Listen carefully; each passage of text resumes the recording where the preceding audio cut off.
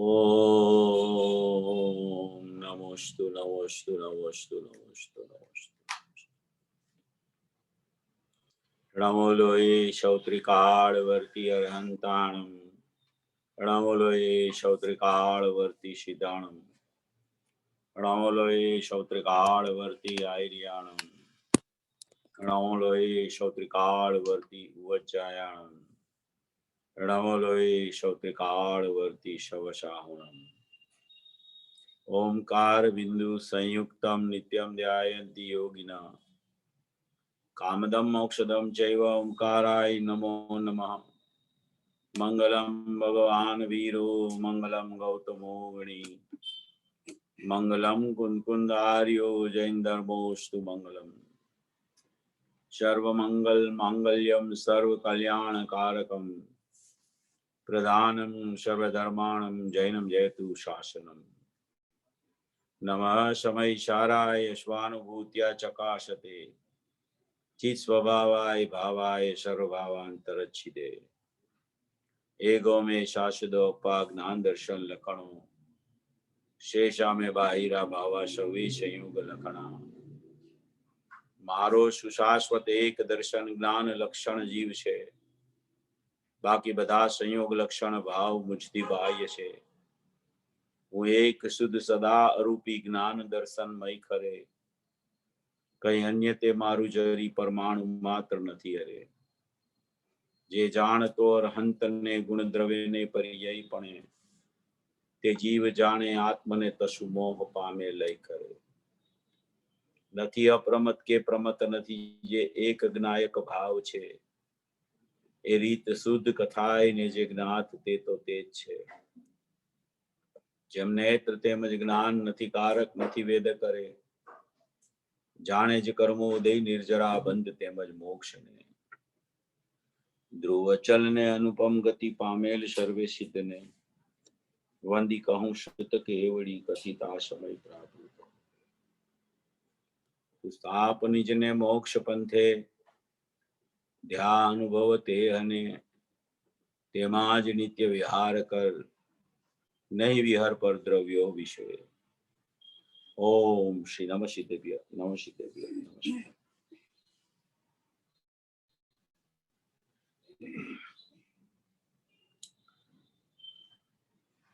ये योगिंदु देव द्वारा रचा हुआ परमात्मा प्रकाश अध्यात्म ग्रंथ जो है उसमें अपनी चर्चा 68 नंबर की गाथा के ऊपर चल रही है। 68 नंबर की गाथा बहुत प्रयोजनभूत गाथा है। पूज्य गुरुदेव श्री के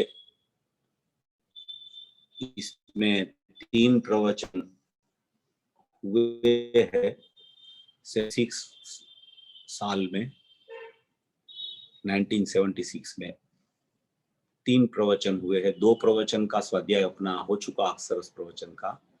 तीसरा प्रवचन अभी आज अपन शुरू करेंगे। ये मूल गाथा जो योगिंदु देव योगिंदु आचार्य ने जो रचना की है उसमें पूरा उसने दृष्टि का विषय की चर्चा उठाई है। और दृष्टि का विषय की चर्चा में दृष्टि का विषय में क्या नहीं है उसकी चर्चा करते करते बंध मार्ग और बंध को निकाल दिया। मोक्ष मार्ग और मोक्ष को निकाल दिया। और उससे भी आगे बढ़ के उत्पाद व्यय को भी त्रिकाली द्रव्य में से दृष्टि का विषय में से निकाला। माने कि उसमें है ही नहीं। निकाला माने उसमें है नहीं। बंध और बंध का मार्ग, मोक्ष और मोक्ष का मार्ग और उत्पाद व्यय, ये सब दृष्टि के विषय में, शुद्धनय के विषय में, आदरणीय पदार्थ में, उपादेय भूत पदार्थ में, त्रिकाली द्रव्य में वो नहीं है। ऐसा कोई दृष्टि का विषय ध्रुव चैतन्य परमात्मा, अखंड परमात्मा, ज्ञायक देव यहाँ बताना है। वो ज्ञायक देव बताते बताते वो बात करते हैं कि बंध नहीं है, बंध मार्ग नहीं है, मोक्ष मार्ग नहीं है, मोक्ष नहीं है, उत्पाद नहीं है, व्यय नहीं है। वो नहीं है, ऐसा ये ध्रुव है, ये तो इसमें ये नहीं है चीज, इसलिए नास्ति से वो कथन किया है। स्वयं सिद्ध परमात्मा, ध्रुव परमात्मा, चैतन्य परमात्मा, जो दृष्टि का विषय आदरणीय पदार्थ है, वो तो अपने से संपूर्ण है, अपने से परिपूर्ण है, अपने में अपने से संपत्ति रख के बैठा है, अपने में अपनी समृद्धि है। वो समृद्धि में कोई एक समय का परिणमन नहीं है, कोई विभाव भी नया उत्पन्न होता हुआ नहीं है, कोई मोक्ष मार्ग नया उत्पन्न होता हुआ नहीं है, कोई मोक्ष की पर्याय भी नई उत्पन्न होती है, वो नहीं है। वो नहीं है, नहीं है, नहीं है क्यों बता रहे हैं? क्योंकि उसकी वृत्ति जीव को चलती रहती है, इसलिए वो नास्ति बता के अस्ति का ज्ञान कराते हैं, अस्ति में अहम कराते हैं। ऐसा कोई ये परिपूर्ण शुद्ध चैतन्य तत्व दृष्टि का विषय ये यहाँ योगिंदु देव को बताना है। ये गाथा पूज्य गुरुदेव श्री को तो बहुत प्रिय थी। दृष्टि का विषय जब आता है तब गुरुदेव श्री तो उसमें झूम उठते हैं। सोगानी जी को भी बहुत प्रिय थी ये गाथा, क्योंकि इसमें अकेली चैतन्य सत्ता की ही चर्चा है और कोई चर्चा है ही नहीं। फिर भी यहाँ भावार्थकार ने ये शुभाशुभ परिणाम क्यों होते हैं, चार गति का परिभ्रमण क्यों होता है, कर्मबंध क्यों होता है, तो कि शुद्धात्मा की अनुभूति के अभाव से होता है। ऐसी चर्चा, अनुभूति की भी चर्चा यहाँ इसमें वो भावार्थ करके यहाँ बताई है। तो ऐसी ये बहुत महत्वपूर्ण गाथा है। मूल में तो दृष्टि का विषय बताना है। ये मूल गाथा में अपनी चर्चा यहाँ चल रही है कि मूल गाथा में से पढ़ता हूं कि कोई एक पुरुष साकल से बंध रहा है और कोई एक पुरुष बंध रही थे। उनमें से जो पहला बंधा था उसको तो मुक्त छूटा कहना ठीक मालूम पड़ता है, और दूसरा जो बंधा ही नहीं उसको जो आप छूट गए ऐसा कहा जाए तो वह क्रोध करे कि मैं कब बंधा था सो यह मुझे छूटा कहता है।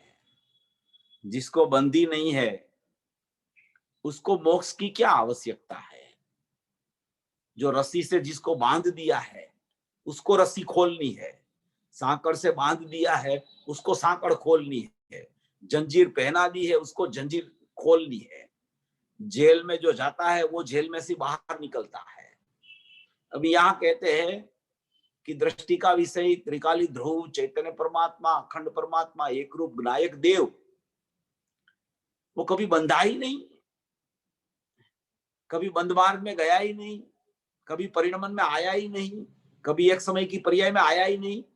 तो फिर एक समय की पर्याय से उसको छुड़ाना, बंद मार्ग को हटाना, मोक्ष मार्ग में प्रयाण करना, वो सब चर्चाएं उत्पादवी वाले परिणाम की है।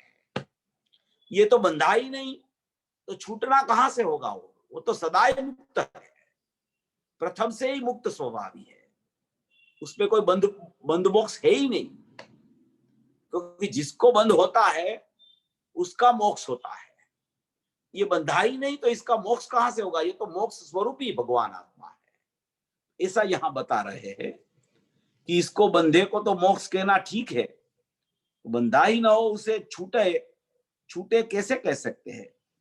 उसी प्रकार यह जीव शुद्ध निश्चय नहीं कर बंधा हुआ नहीं है, इस कारण मुक्त कहना ठीक नहीं है।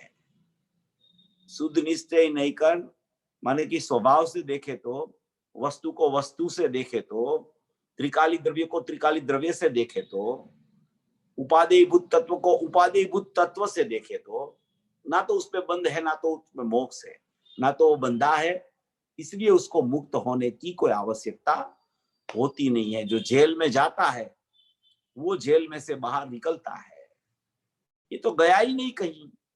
अपना असंख्य प्रदेश छोड़ के, अपनी चैतन्य सत्ता छोड़ के, अपना कारण परमात्मापना अकारण रूप है उसको छोड़ के वो निकला ही नहीं, वो कोई कार्य में आता ही नहीं, चाहे सिद्ध की पर्याय क्यों ना हो। कि जिसको परिपूर्ण पर्याय कही जाती है उसके बाद कोई पर्याय नहीं होती। गुरुदेव ने कहा एक बार कि सिद्ध की पर्याय हुए, बस वहां तू बस कर, पर्याय के लिए वहां बस कर, वहां एंड आ गया तेरा, उसके बाद कोई पर्याय नहीं होती। ऐसी पर्याय ले लो तो ऐसी पर्याय का परिणमन में भी ये जीव नहीं आता, जीव उससे पृथक रहता है, उसको हम जीव कहते हैं, उसको हम अपरिणामी तत्व कहते हैं, उसको हम नायक भाव कहते हैं।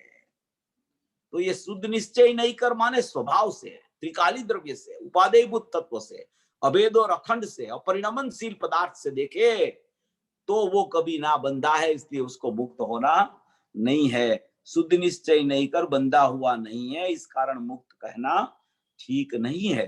बंध भी व्यवहार नहीं कर है, बंध भी व्यवहार नहीं कर और मुक्ति भी व्यवहार नहीं कर है।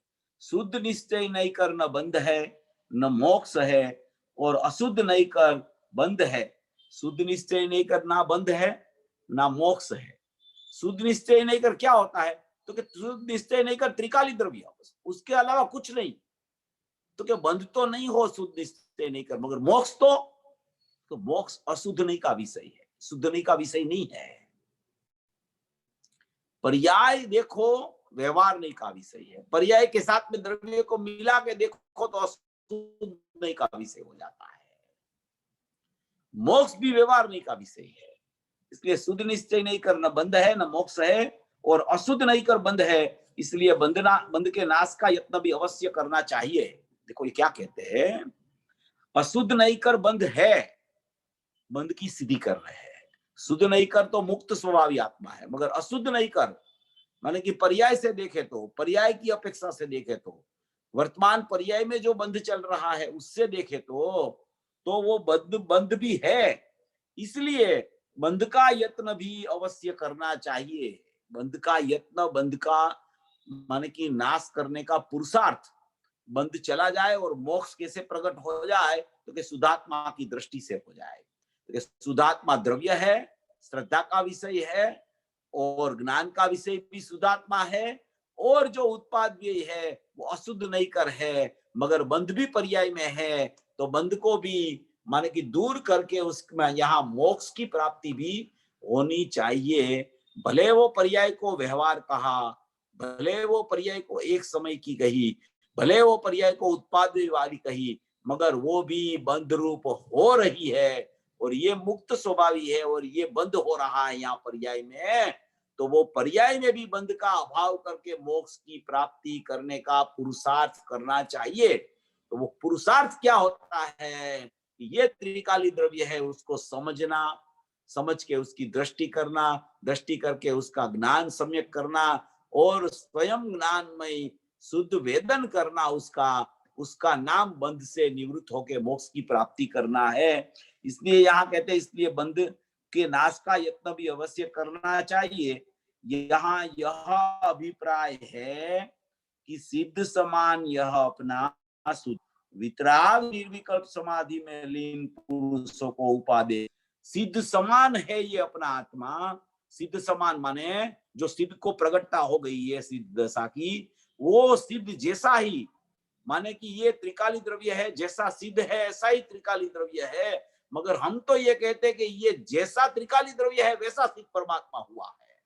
हम तो यहां से उठाते हैं बात को कि जैसा ये त्रिकाली द्रव्य सिद्ध स्वरूपी है, ऐसे ही सिद्ध की पर्याय प्रकट होती है।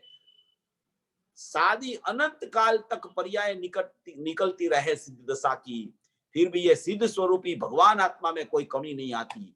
द्रव्य में से पर्याय निकले, फिर भी द्रव्य ऐसा न ऐसा सिद्ध स्वरूपी भगवान आत्मा बना रहे, और सादी अनंत काल तक सिद्ध की पर्याय अनंत अनंत अनंत अनंत अनंत अनंत होती रहे, फिर भी ये सिद्ध स्वरूपी भगवान आत्मा में कुछ कमी नहीं होती, या तो कुछ बढ़ता नहीं या तो कुछ घटता नहीं, ऐसा सिद्ध स्वरूपी भगवान आत्मा है।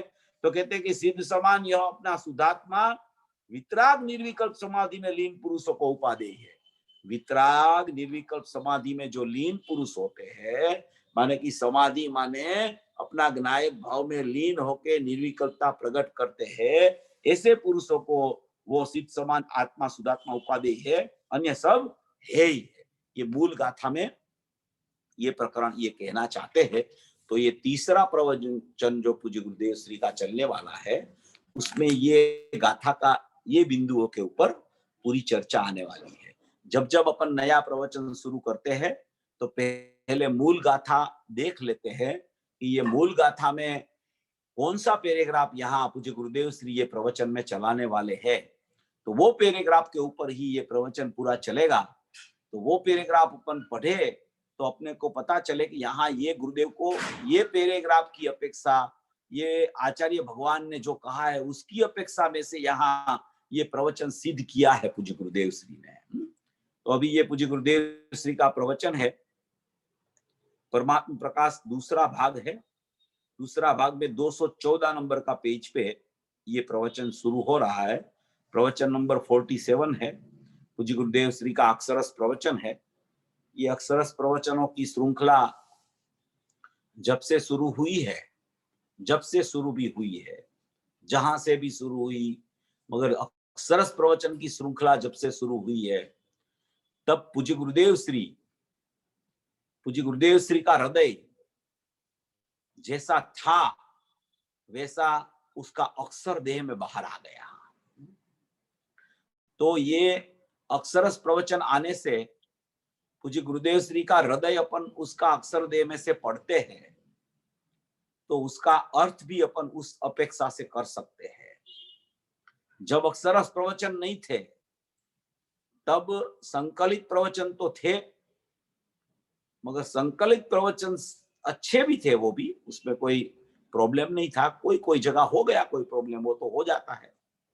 मगर अक्षरस प्रवचन आने से पूज्य गुरुदेव श्री का पूरा हृदय बाहर आ गया, और वो हृदय पूज्य गुरुदेव श्री का बाहर आया तो अपन इतनी चर्चा एक एक लाइन की कर सकते हैं, क्योंकि इसमें अपने पास गुरुदेव का आधार है, और गुरुदेव का आधार माने सर्वज्ञ का आधार। कोई भी सम्यक दृष्टि का आधार माने सर्वज्ञ का आधार, क्योंकि सर्वज्ञ जो है परिपूर्ण केवली है, वो केवल ज्ञान अवयवी है, उसका सम्यक ज्ञान में अंश प्रकट होता है। ऐसा जो सम्यक ज्ञान का अंश भावश्रुत ज्ञान में जो पूज्य गुरुदेव श्री को प्रकट हुआ, तो वो अंश केवल ज्ञान होने वाला है, वो अंशी उसका अंश है, और त्रिकाली द्रव्य जो अंशी है उसका सम्यक अंश है। तो उसमें से जो बातें निकलती है वो सब बातें सत्यार्थ होती है। कोई असत्यार्थ बातें आत्मा में से निकलती ही नहीं, क्योंकि आत्मा पूरा सत्यार्थ, भगवान आत्मा भूतार्थ है। उसका स्पर्श जो पर्याय कर लेती है, उसका संपर्क जो पर्याय कर लेती है, वो ज्ञान का नाम सम्यक ज्ञान बन जाता है, स्वसंवेदन ज्ञान बन जाता है। और वो स्वसंवेदन ज्ञान भावश्रुत ज्ञान होता है। वो भावश्रुत ज्ञान में निश्चय और व्यवहार दो नहीं पड़ते हैं। निश्चय से अपना आत्मा उपादेय जान लेता है, और व्यवहार से जो जो ये परिणमन का प्रकरण चल रहा है उसका स्पष्टीकरण आ जाता है। तो ऐसे अपने ये धर्मपिता पूज्य गुरुदेव श्री ने ये जो अक्षरस प्रवचन उसके बाहर पड़ गए, तो उसके एक एक शब्द आचार्य भगवान के एक एक लाइन के एक एक शब्द और एक एक अक्षर का अर्थ पूज्य गुरुदेव श्री ने किस तरीके से किया है, वो इसमें से अपन पढ़ पढ़ के इसकी चर्चा कर सकते हैं। और इसमें ये अक्षरस प्रवचन की खूबी ये है कि कोई भी इसका अर्थ गलत भी कर दे तो श्रोता घर जाके भी देख ले, सामने पुस्तक है तो उसमें भी देख सकता है, और उसका ज्ञान काम करता हो तो परीक्षा प्रधानी बन जाता है, आज्ञा प्रधानी नहीं रहता, वो परीक्षा प्रधानी बनता है कि गुरुदेव यहाँ ये कहना चाहते हैं, आचार्य भगवान ने यहाँ ये कहा है, और वक्ता क्या कह रहा है। ये सब बहुत अपने पास ये जो सर्वज्ञ का रजिस्टर है पूरा, ये पूरे पूज्य गुरुदेव श्री के प्रवचन है ना, वो सर्वज्ञ भगवान का आलेखन है, सर्वज्ञ भगवान की श्रृंखला है पूरी, उसमें से ये अपन चर्चा कर रहे हैं। कितने भाग्यशाली है हम लोग, ये से प्रवचन बच गए अपने पास। वो तो 4 भव के बाद तो वो भी तीर्थंकर होने वाले हैं, उसकी भी दिव्य ध्वनि छूटेगी। मगर हमको तो ऐसा लगता है कि वो तो वर्तमान में ही हम तो उसको तीर्थंकर मानते थे, वर्तमान में ही। हो गए तब तो सब मानेंगे उसको, कहना सब नहीं कहने वाले भी कहेंगे कि ये तीर्थंकर हो गए। हमको तो वर्तमान में ही ऐसा दिखता है कि ये साक्षात जैसे तीर्थंकर की दिव्य गणी जैसे न करती हो, ऐसी ही तीर्थंकर वत ये वाणी पूज्य गुरुदेव श्री की खीर गई 45 साल तक। और उसका ये मूल 68 नंबर की गाथा का प्रवचन में जो बात कही है, बहुत समझने लायक, बहुत गहराई वाली बातें हैं ये सब। देखो ये क्या कहते हैं, 214 नंबर का पेज है, 68 गाथा शुरू करते हैं अपन। परमात्मा प्रकाश चलता है, गुरुदेव कहते हैं परमात्मा प्रकाश चलता है। 68 नंबर की गाथा छेला भाव है। देखो अभी अभी क्या कहते हैं, अभी तो छेला भाव है, 2 प्रवचन हो गए, अभी अब आखिरी आखिरी की सब बातें चल रही है। इसी रीति से वहां है छेले से आखिर से 6वीं लिटी में है। पहले क्या कहा था, दृष्टांत दिया था कि कोई प्राणी माने कोई जीव सांकड़ से बंधा हो, उसको तो छूटा कहना वो व्याजबी है, वाजिब है, क्योंकि सांकड़ से बंधा है वो तो छूट सकता है, तो व्याजबी बात है, सही बात है, वो तो छूट सकता है। मगर जो बंधा ही नहीं, अभी जिसको सांकड़ से बांधा ही नहीं, जंजीर लगाई नहीं जिसको, उसको छूटा कहना वो तो गैर व्याजबी है, वो तो व्याजबी नहीं है, वो तो गैर व्याजबी है। गैर व्याजबी माने असत्य कथन है वो, क्योंकि जो बंधा ही नहीं वो कैसे मुक्त होगा। जिसको बंद है उसको मुक्ति है, जो जेल में जाता है वो बाहर निकलता है, जो रस्सी से बंधता है उसकी रस्सी खुलती है। भक्तांबर स्त्रोत का आता है ना, सब बेड़िया टूट जाती है। ऐसा क्या बंधा हुआ छूटता है, नहीं बंधा है वो छूटता नहीं कभी। उसको छूटने का कहना कि भाई तुम्हारी मुक्ति हो गई, तो वो कहेगा कि भाई तुम किसकी बात कर रहे हो, मैं बंधा ही नहीं हूं, मेरी मुक्ति कहां से होगी, मैं तो मुक्त स्वरूप हूं भाई। तुम मुझे उस नजरिया से मत देखो जैसे तुमको देखते हो। पर्याय को कहता है द्रव्य कि तुमको पर्याय से देखते हो कि तुम बंधी हुई हो तो तुम्हें मुक्त होना है। तुम मुझे इस तरीके से मत देखो कि बंधा हुआ हो और मुक्त होने वाला, मैं तो मुक्त स्वरूपी भगवान आत्मा हूं।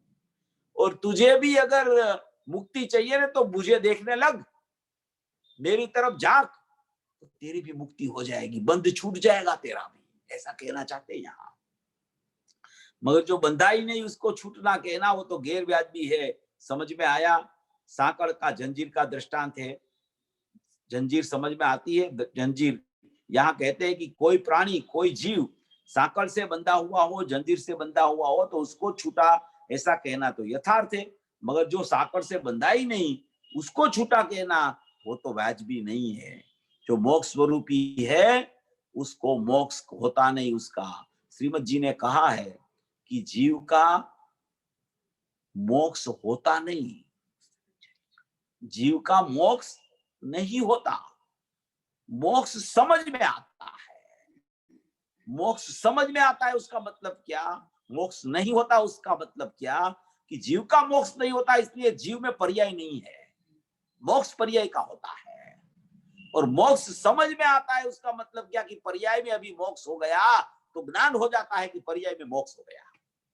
उसका नाम कि जीव का मोक्ष नहीं होता, मोक्ष समझ में आता है, मोक्ष हुआ वो पता चलता है। तो पर्याय का ये सब परिणमन है। द्रव्य तो सदा मुक्त एवं, कभी बंधा नहीं है। इसी रीति से यह जीव शुद्ध निश्चय नहीं से बंधा हुआ नहीं है। आहा, भगवान आत्मा वस्तु जो स्वभाव चिदानंद है, भगवान आत्मा त्रिकाली सत्ता वस्तु और उसका स्वभाव, और वो चिद आनंद, चिद माने ज्ञान और आनंद माने सुख, चिदानंद भगवान आत्मा त्रिकाली द्रव्य परम परिणामिक भाव लक्षण वाला चैतन्य सत्ता वाला द्रव्य, उसको वस्तु कहते हैं। वस्तु, वस्तु माने कोई चीज है, वो पदार्थ है। वो ज्ञान दर्शन में चैतन्य सत्ता वाला एक भगवान आत्मा पदार्थ है, वो वस्तु मात्र है। वो त्रिकाल सत्ता है, अनादि अनंत सत्ता है, एक रूप अभेद अखंड सत्ता है। नहीं परिणमती हुई मगर अपरिणामी रहती हुई एक सत्ता है। ऐसी सत्ता जो भगवान आत्मा वस्तु और जो स्वभाव, स्व माने अपना, अपना माने त्रिकाली द्रव्य का भाव, भाव माने उसका लक्षण, ज्ञान दर्शनमय भाव, भाव माने गुण, स्व माने आत्मा, आत्मा का गुण, उसका नाम स्वभाव, गुणीमय आत्मा, गुणमय आत्मा माने गुणी, तो गुणी माने स्वभाव, स्वभाव माने ज्ञान दर्शनमय गुण, उसका स्वभाव माने चैतन्य सत्ता, भगवान आत्मा चेतन वस्तु जो स्वभाव चिदानंद है। चिद माने ज्ञान और आनंद माने सुख से भरी पड़ी है। ऐसा भगवान आत्मा वस्तु जो स्वभाव चिदानंद है वो त्रिकाली, त्रिकाली द्रव्य स्वभाव माने तीनों काल, भूत में देखो, वर्तमान में देखो, भविष्य में देखो, तो त्रिकाल, कोई भी काल में वो द्रव्य भाव है, वो स्वभाव भाव रहता है।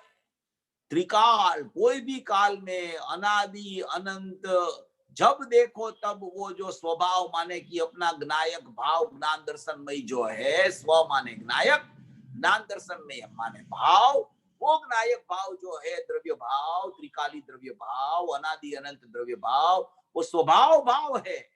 स्वभाव भाव है माने कि वो स्वभाव उसका ज्ञायक है और भाव उसके गुण है, तो गुण ही परमात्मा है। तो त्रिकाली द्रव्य भाव स्वभाव भाव है, वो तो कभी बंधा ही नहीं, उसमें कभी बंद होता नहीं, क्योंकि जो स्वभाव होता है और उसका स्वभाववान होता है वो कभी बंधता नहीं। जो बंधता है उसको स्वभाव नहीं कह सकते, जो मुक्त रहता है उसको ही स्वभाव कह सकते हैं। पर्याय को भी स्वभाव कहा है मगर वहां परिणमन है, उत्पाद यही है, वो पर्याय का स्वभाव है। ये तो ध्रुव स्वभाव त्रिकाली लिखा है, मतलब कि अनादि अनंत, भूत में जैसा था, वर्तमान में जैसा है, अनंत काल तक भविष्य में भी ऐसा रहने वाला है। ऐसा त्रिकाली द्रव्य भाव माने चैतन्य भाव, चैतन्य भाव माने ज्ञायक भाव, ज्ञायक भाव माने भूतात्म भाव, अपरिणामी भाव, अखंड भाव, वो अखंड भाव स्वभाव भाव है, माने कि ज्ञायक और अनंत गुणों से भरा पड़ा हुआ गुणी है वो। तो भगवान आत्मा वस्तु जो स्वभाव चिदानंद है, त्रिकाली द्रव्य भाव स्वभाव भाव है, वो तो कभी बंधा ही नहीं। वस्तु कैसे बंधे, गुरुदेव क्या कहते हैं, वस्तु कैसे बंधे, वस्तु शू बंधा है, वस्तु कभी बनती है, वस्तु बंध में नहीं आती, बंध में आती ही नहीं कभी वस्तु, वस्तु क्या बंधे है? समझ में आया, सूक्ष्म अधिकार है। एक समय में चिदानंद भगवान द्रव्य स्वभाव पूर्णानंद का नाथ है, पूर्ण आनंद का नाथ है। त्रिकाली द्रव्य स्वभाव की चर्चा होती है ना, उसमें शब्द भी गुरुदेव के ऐसे आते हैं, ऐसे गिरते हैं शब्द कि मूल स्वभाव के शब्द बाहर निकलते हैं उसकी वाणी में। ऐसी वाणी भी पवित्र हो गई कि जिसने स्वभाव के शब्द भी निकाल दिए उसकी वाणी में। तो स्वभाव के शब्द भी निकलते नहीं है इतने जितने गुरुदेव ने निकाल दिए। देखो, भगवान आत्मा वस्तु स्वभाव चिदानंद त्रिकाली द्रव्य भाव स्वभाव भाव, फिर कहते हैं कि एक समय में चिदानंद भगवान द्रव्य भाव पूर्णानंद का भाव, पूर्णानंद का नाथ। कितनी कितनी कितनी महिमा करते हैं उसकी, कितनी कितनी महिमा करके उसको उजागर करते हैं। वास्तविक स्वरूप क्या है उसकी महिमा करते हैं। पूर्णानंद का नाथ है, वो चीज को बंद किया और मुक्ति किया। वो चीज में कहाँ बंद है, कहाँ मोक्ष है। एक समय की पर्याय की पामरता को बंद कहते हैं और एक समय की पूर्णता की पर्याय को मोक्ष कहते हैं। तो वो पामरता और माने की पूर्णता, वो बंद और मोक्ष की पर्याय, वो बंद और मोक्ष की पर्याय, वो चीज को बंद किया और मुक्ति किया। वो चीज तो अनादि अनंत है, उसमें कोई समय ही नहीं होता, वो त्रिकाल होती है। समय तो वर्तमान पर्याय में होता है, ये तो त्रिकाल होती है। वो त्रिकाली चीज को बंद किया और मुक्ति किया, समझ में आया। आहा, वस्तु स्वभाव जो द्रव्य स्वभाव पर्याय बिना का, वस्तु स्वभाव कहते हैं, द्रव्य स्वभाव कहते हैं, बाद में कहते हैं पर्याय बिना का। पर्याय बिना का क्यों कहते हैं? क्योंकि यहाँ बंध मोक्ष नहीं है उसमें, वो सिद्ध करना है, इसलिए पर्याय बिना का, कि जिसमें पर्याय है ही नहीं, ऐसा द्रव्य स्वभाव है। पर्याय विना का पर्याय नहीं है, जिसमें वैसा जो द्रव्य स्वभाव वो बंधा ही नहीं, वो तो मुक्त स्वरूप त्रिकाल है। वो मुक्त स्वरूप है, त्रिकाल है। मुक्त होता नहीं वो त्रिकाली द्रव्य, त्रिकाल मुक्त स्वरूप है। तो मुक्त तो होता है ना, तो क्या मुक्त होता है वो उसका पर्याय स्वभाव है। उसका द्रव्य स्वभाव तो मुक्ति है, मुक्ति मात्र है, मुक्ति स्वरूप ही है। वो तो मुक्त स्वरूप त्रिकाल है, शक्ति स्वरूप मुक्त स्वरूप ही है। देखो ये शक्ति स्वरूप शब्द उठाया वहां। शक्ति होती है ना, जिसकी कोई शक्ति हो, कोई भी चीज की कोई भी प्रकार की शक्ति हो, तो वो शक्ति शाश्वत रहती है, वो शक्ति कम नहीं हो जाती उसकी। वो शक्ति का परिणमन होता है व्यक्त रूप, मगर शक्ति तो शक्ति रूप ही रहती है। कोई चीज में शक्ति हो, बलवत्तरता हो, बलवान हो, तो वो चीज को उसकी शक्ति कही जाती है। वो शक्ति कम नहीं होती कभी, शक्ति शक्ति रूप ही रह जाती है। तो कहते हैं शक्ति स्वरूप मुक्त स्वरूप है, शक्ति स्वरूप और मुक्त स्वरूप है। सूक्ष्म बात है भगवान। वो चीज जो दृष्टि का विषय है, वो तो कभी बंधा भी नहीं और कभी मुक्त भी हुआ नहीं। बस मूल बात तो यहाँ ये गाथा में दृष्टि का विषय ही बता रहे हैं, इसलिए उसको बहुत तरीके से पूज्य गुरुदेव श्री सिद्ध करते हैं कि ये कि कभी बंद मार्ग में आया नहीं, कभी मोक्ष मार्ग में आया नहीं, कभी बंद रूप हुआ नहीं, कभी मोक्ष रूप हुआ नहीं, उत्पाद व्यय में कभी आया नहीं, सदाई त्रिकाल मुक्त स्वरूपी भगवान आत्मा विद्यमान रहता है। इस कारण से उसको मुक्त कहना ठीक नहीं है। हाँ, इस कारण से उसको मुक्त कहो, है? तो जो मुक्त ही है उसको मुक्त कहो, तो क्या लगता है उसको, है? एक आदमी का जिसको पता हो उसका नाम क्या है, उसको बार बार कहा करो कि तुम्हारा नाम तो ये है ना, तुम्हारा नाम तो ये है ना, तो वो कहेगा कि भाई तुम मुझे बार बार ऐसा क्यों कह रहे हो, तुम्हें कुछ शंका हो गई है कि मेरा नाम ये नहीं है, इसलिए तुम बार बार मुझे ये कह रहे हो। ऐसे द्रव्य मुक्त ही है, फिर बार बार क्यों कह रहे हो कि तुम मुक्त ही हो ना, मुक्त ही हो, तो द्रव्य तो मुक्त ही रहता है। अगर बार बार कहने से क्या होता है कि शंका खड़ी होती है, ये सचमुच तो मुक्त है ना, तो भाई मुक्त स्वरूप ही भगवान आत्मा तो रहता है, वो कभी मुक्ति की पर्याय में नहीं आता, बंध की पर्याय में नहीं आता। वो कारण है उसको मुक्त कहना ठीक नहीं है, उसको मुक्त कहना नहीं चाहिए, वो तो मुक्त ही है। पर्याय की अपेक्षा से मुक्ति कहो, द्रव्य में तो मुक्त स्वरूप ही है। द्रव्य स्वभाव जो शुद्ध अखंडानंद प्रभु जो 14-15 गाथा में कहा है ना, अबद्ध स्पष्ट, ये अबद्ध स्वरूप है, वो बंधी हुई चीज नहीं है। देखो यहाँ पूज्य गुरुदेव श्री ने 14वीं और 15वीं गाथा याद की। देखो ये गाथा तो दृष्टि के विषय की है, 68 नंबर की। 14-15 दोनों क्यों याद की? 14 गाथा तो श्रद्धा के विषय की है, 15वीं गाथा तो ज्ञान के विषय की है। 14वीं गाथा में त्रिकाली द्रव्य बताया है, अबद्ध स्पष्ट अनन्य नियत अविशेष असंयुक्त, ऐसा 5 भाव स्वरूप एक शुद्धात्मा की अनुभूति, ऐसा 5 भाव स्वरूप एक शुद्धात्मा है, उसकी अनुभूति वो सम्यक दर्शन है, और वो अनुभूति वही आत्मा है, ऐसा 14वीं गाथा में कहा है। और 15वीं गाथा में जो कहा कि अबद्ध स्पष्ट नियत अविशेष, उसको कह के वहां अनुभूति को जैन शासन कह दिया, वहां भी अबद्ध स्पष्ट बताया, 14वीं गाथा में भी अबद्ध स्पष्ट बताया। तो अबद्ध स्पष्ट परमात्मा जो है वो बताने के लिए 14वीं और 15वीं गाथा का यहाँ पूज्य गुरुदेव श्री ने कोटेशन दिया है। 14वीं और 15वीं गाथा इतनी अच्छी है, इतनी बढ़िया गाथा है। एक में श्रद्धा की बात है, दूसरे में ज्ञान की बात है। दोनों का सुमेल जिसको ख्याल में आ जाता है, वो नियम से अपने आत्मा की प्राप्ति कर लेता है। एक अकेला श्रद्धा का विषय भी ख्याल में आ जाए और ज्ञान का विषय ख्याल में ही न हो, और अकेला ज्ञान का विषय ख्याल में आवे और श्रद्धा का विषय ही ख्याल में न हो, तो उसको मोक्ष मार्ग और मोक्ष की प्राप्ति नहीं होती। मगर दोनों विषय जिसको ख्याल में आ जाते हैं, वो एक की तारवनी दृष्टि का विषय की उसमें से करके अपना स्वभाव को ग्रहण करके मोक्ष मार्ग में प्रयाण करके जैन शासन जिसको कहा, वो जैन शासन में प्रवृत्तिशील अनुभूति में हो जाता है। वहां अनुभूति की गाथा 15वीं गाथा है, और ये 14वीं गाथा है, वो सम्यक दर्शन की गाथा है। इसलिए यहाँ 14 और 15 गाथा का आधार दिया है।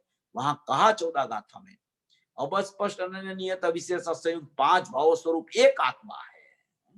वो एक आत्मा है, वो एक आत्मा त्रिकाली द्रव्य है, वो दृष्टि का विषय है। उसकी अपेक्षा से बद स्पष्ट आदि भाव है, जितने बंधने योग भाव है वो बद स्पष्ट आदि भाव है, वो सब अभूतार्थ है, असत्यार्थ है। और अकेला अबद स्पष्ट अनन्य नियत अविशेष असंयुक्त 5 भाव स्वरूप एक भगवान आत्मा वही सचमुच में त्रिकाली द्रव्य है। ऐसे 15वीं गाथा में भी कहा। इसलिए 14 और 15वीं गाथा में कहा कि अबद स्पष्ट वो अबद्ध स्वरूप है, माने कि अबद्ध माने बंधा हुआ नहीं है, वो बंध उसमें नहीं है, बंधा हुआ नहीं है, वो मुक्त स्वभावी भगवान आत्मा है। वो बंधी हुई चीज नहीं है। वस्तु कैसे बंधे, पर्याय में बंध और मुक्ति है, समझ में आया। पर्याय माने वर्तमान दशा, जो व्यवहार नहीं का विषय है। देखो ये क्या कहते हैं, पर्याय माने वर्तमान दशा, वर्तमान दशा माने एक समय की पर्याय। वो एक समय की पर्याय क्या है कि व्यवहार नहीं का विषय है। अभी व्यवहार नहीं का विषय एक समय की पर्याय को कहा, उसका मतलब क्या है कि वो पर्याय में बंध और पर्याय में मुक्ति है। अभी ये थोड़ा प्रकरण ऐसा है कि ये पर्याय माने वर्तमान दशा, वर्तमान दशा माने प्रगट दशा, वो व्यवहार नहीं का विषय है, क्योंकि ये इसमें यहाँ व्यवहार नहीं की और निश्चय नहीं की चर्चा आगे भी आने वाली है। अशुद्ध नहीं की चर्चा, शुद्ध नहीं की चर्चा, व्यवहार नहीं की चर्चा, निश्चय नहीं की चर्चा, पर्यार्थिक नहीं की चर्चा, द्रव्यार्थिक नहीं की चर्चा, ये सब पर्याय का प्रकरण है। और उसमें वो उसका नाम नहीं कैसे पड़ता है, निश्चय नहीं कैसे पड़ता है और व्यवहार नहीं कैसे पड़ता है। त्रिकाली द्रव्य को आदर करे तो निश्चय नहीं उसका नाम पड़ता है, वर्तमान पर्याय को आदर करे तो व्यवहार नहीं नाम पड़ता है। तो यहाँ ये क्या बता रहे हैं कि जो एक समय की वर्तमान पर्याय दशा वो व्यवहार नहीं का विषय है। अभी व्यवहार नहीं कहाँ होता है, पर्याय कहाँ होती है और विषय कैसे बनता है, ये चीज समझने लायक है थोड़ी।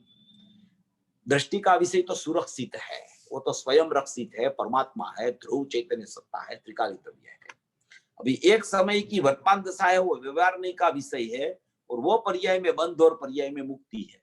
अभी जैसे अपन ने द्रव्य की यहाँ सब चर्चा की ने कि भगवान आत्मा क्या है, वस्तु क्या है, स्वभाव क्या है, चिदानंद क्या है, त्रिकाली द्रव्य भाव क्या है, स्वभाव भाव क्या है, पूर्णानंद का नाद क्या है, उसकी जैसे जैसे अपन ने चर्चा की वैसे इसकी चर्चा अपन करते हैं।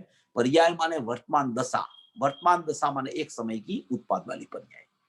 अभी व्यवहार नहीं का विषय, अभी व्यवहार नहीं क्या होती है, व्यवहार नहीं, निश्चय नहीं, वो दोनों ज्ञान के अंश कहे जाते हैं। और वो ज्ञान के अंश होते हैं, वो दो अंश किसको प्रकट होता है, भावश्रुत ज्ञानी को दो अंश प्रकट होता है। तो भावश्रुत ज्ञानी के पास निश्चय नहीं भी होता है और व्यवहार नहीं भी होता है।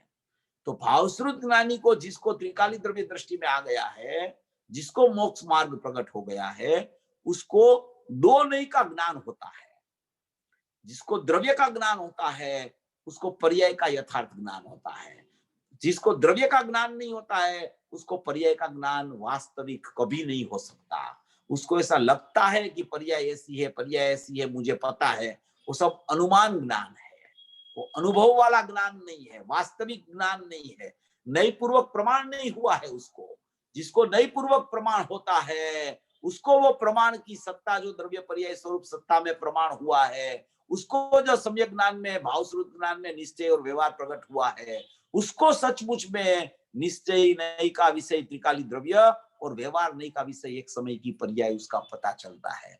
तो यहाँ व्यवहार नहीं का विषय कहते हैं, तो व्यवहार नहीं माने ज्ञान का अंश, जो ज्ञान में सम्यक ज्ञान की प्राप्ति हुई वो ज्ञान का एक अंश निश्चय नहीं त्रिकाली द्रव्य की तरफ चलता रहता है, और दूसरा अंश जो व्यवहार नहीं विकल्पात्मक दशा में होता है, वो व्यवहार नहीं माने कि ज्ञान का अंश वो पर्याय को देखता है, एक समय की दशा को देखता है, एक समय की दशा में राग चल रहा है उसको देखता है, या तो एक समय की दशा में सम्यक दर्शन की पर्याय को देखे, सम्यक ज्ञान की पर्याय को देखे, राग की पर्याय को देखे, शुद्ध अशुद्ध कोई भी पर्याय को, वर्तमान पर्याय को देखे, तो वर्तमान पर्याय को देखने वाला अंश ज्ञान का है उसको व्यवहार नहीं कहा जाता है, और त्रिकाली द्रव्य को देखने वाला जो अंश है उसको निश्चय नहीं कहा जाता है। निश्चय नहीं से माने कि त्रिकाली द्रव्य भूतार्थ दिखता है, व्यवहार नहीं से वो पर्याय दिखती है, तो पर्याय तो असत्यार्थ और अभूतार्थ त्रिकाली द्रव्य की अपेक्षा से है।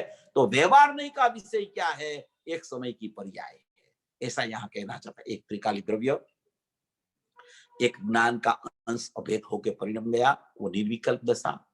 निर्विकल्प दशा हुई उस काल में, उसको दो नहीं की प्रगटता, व्यवहार नहीं और निश्चय नहीं की हो गई।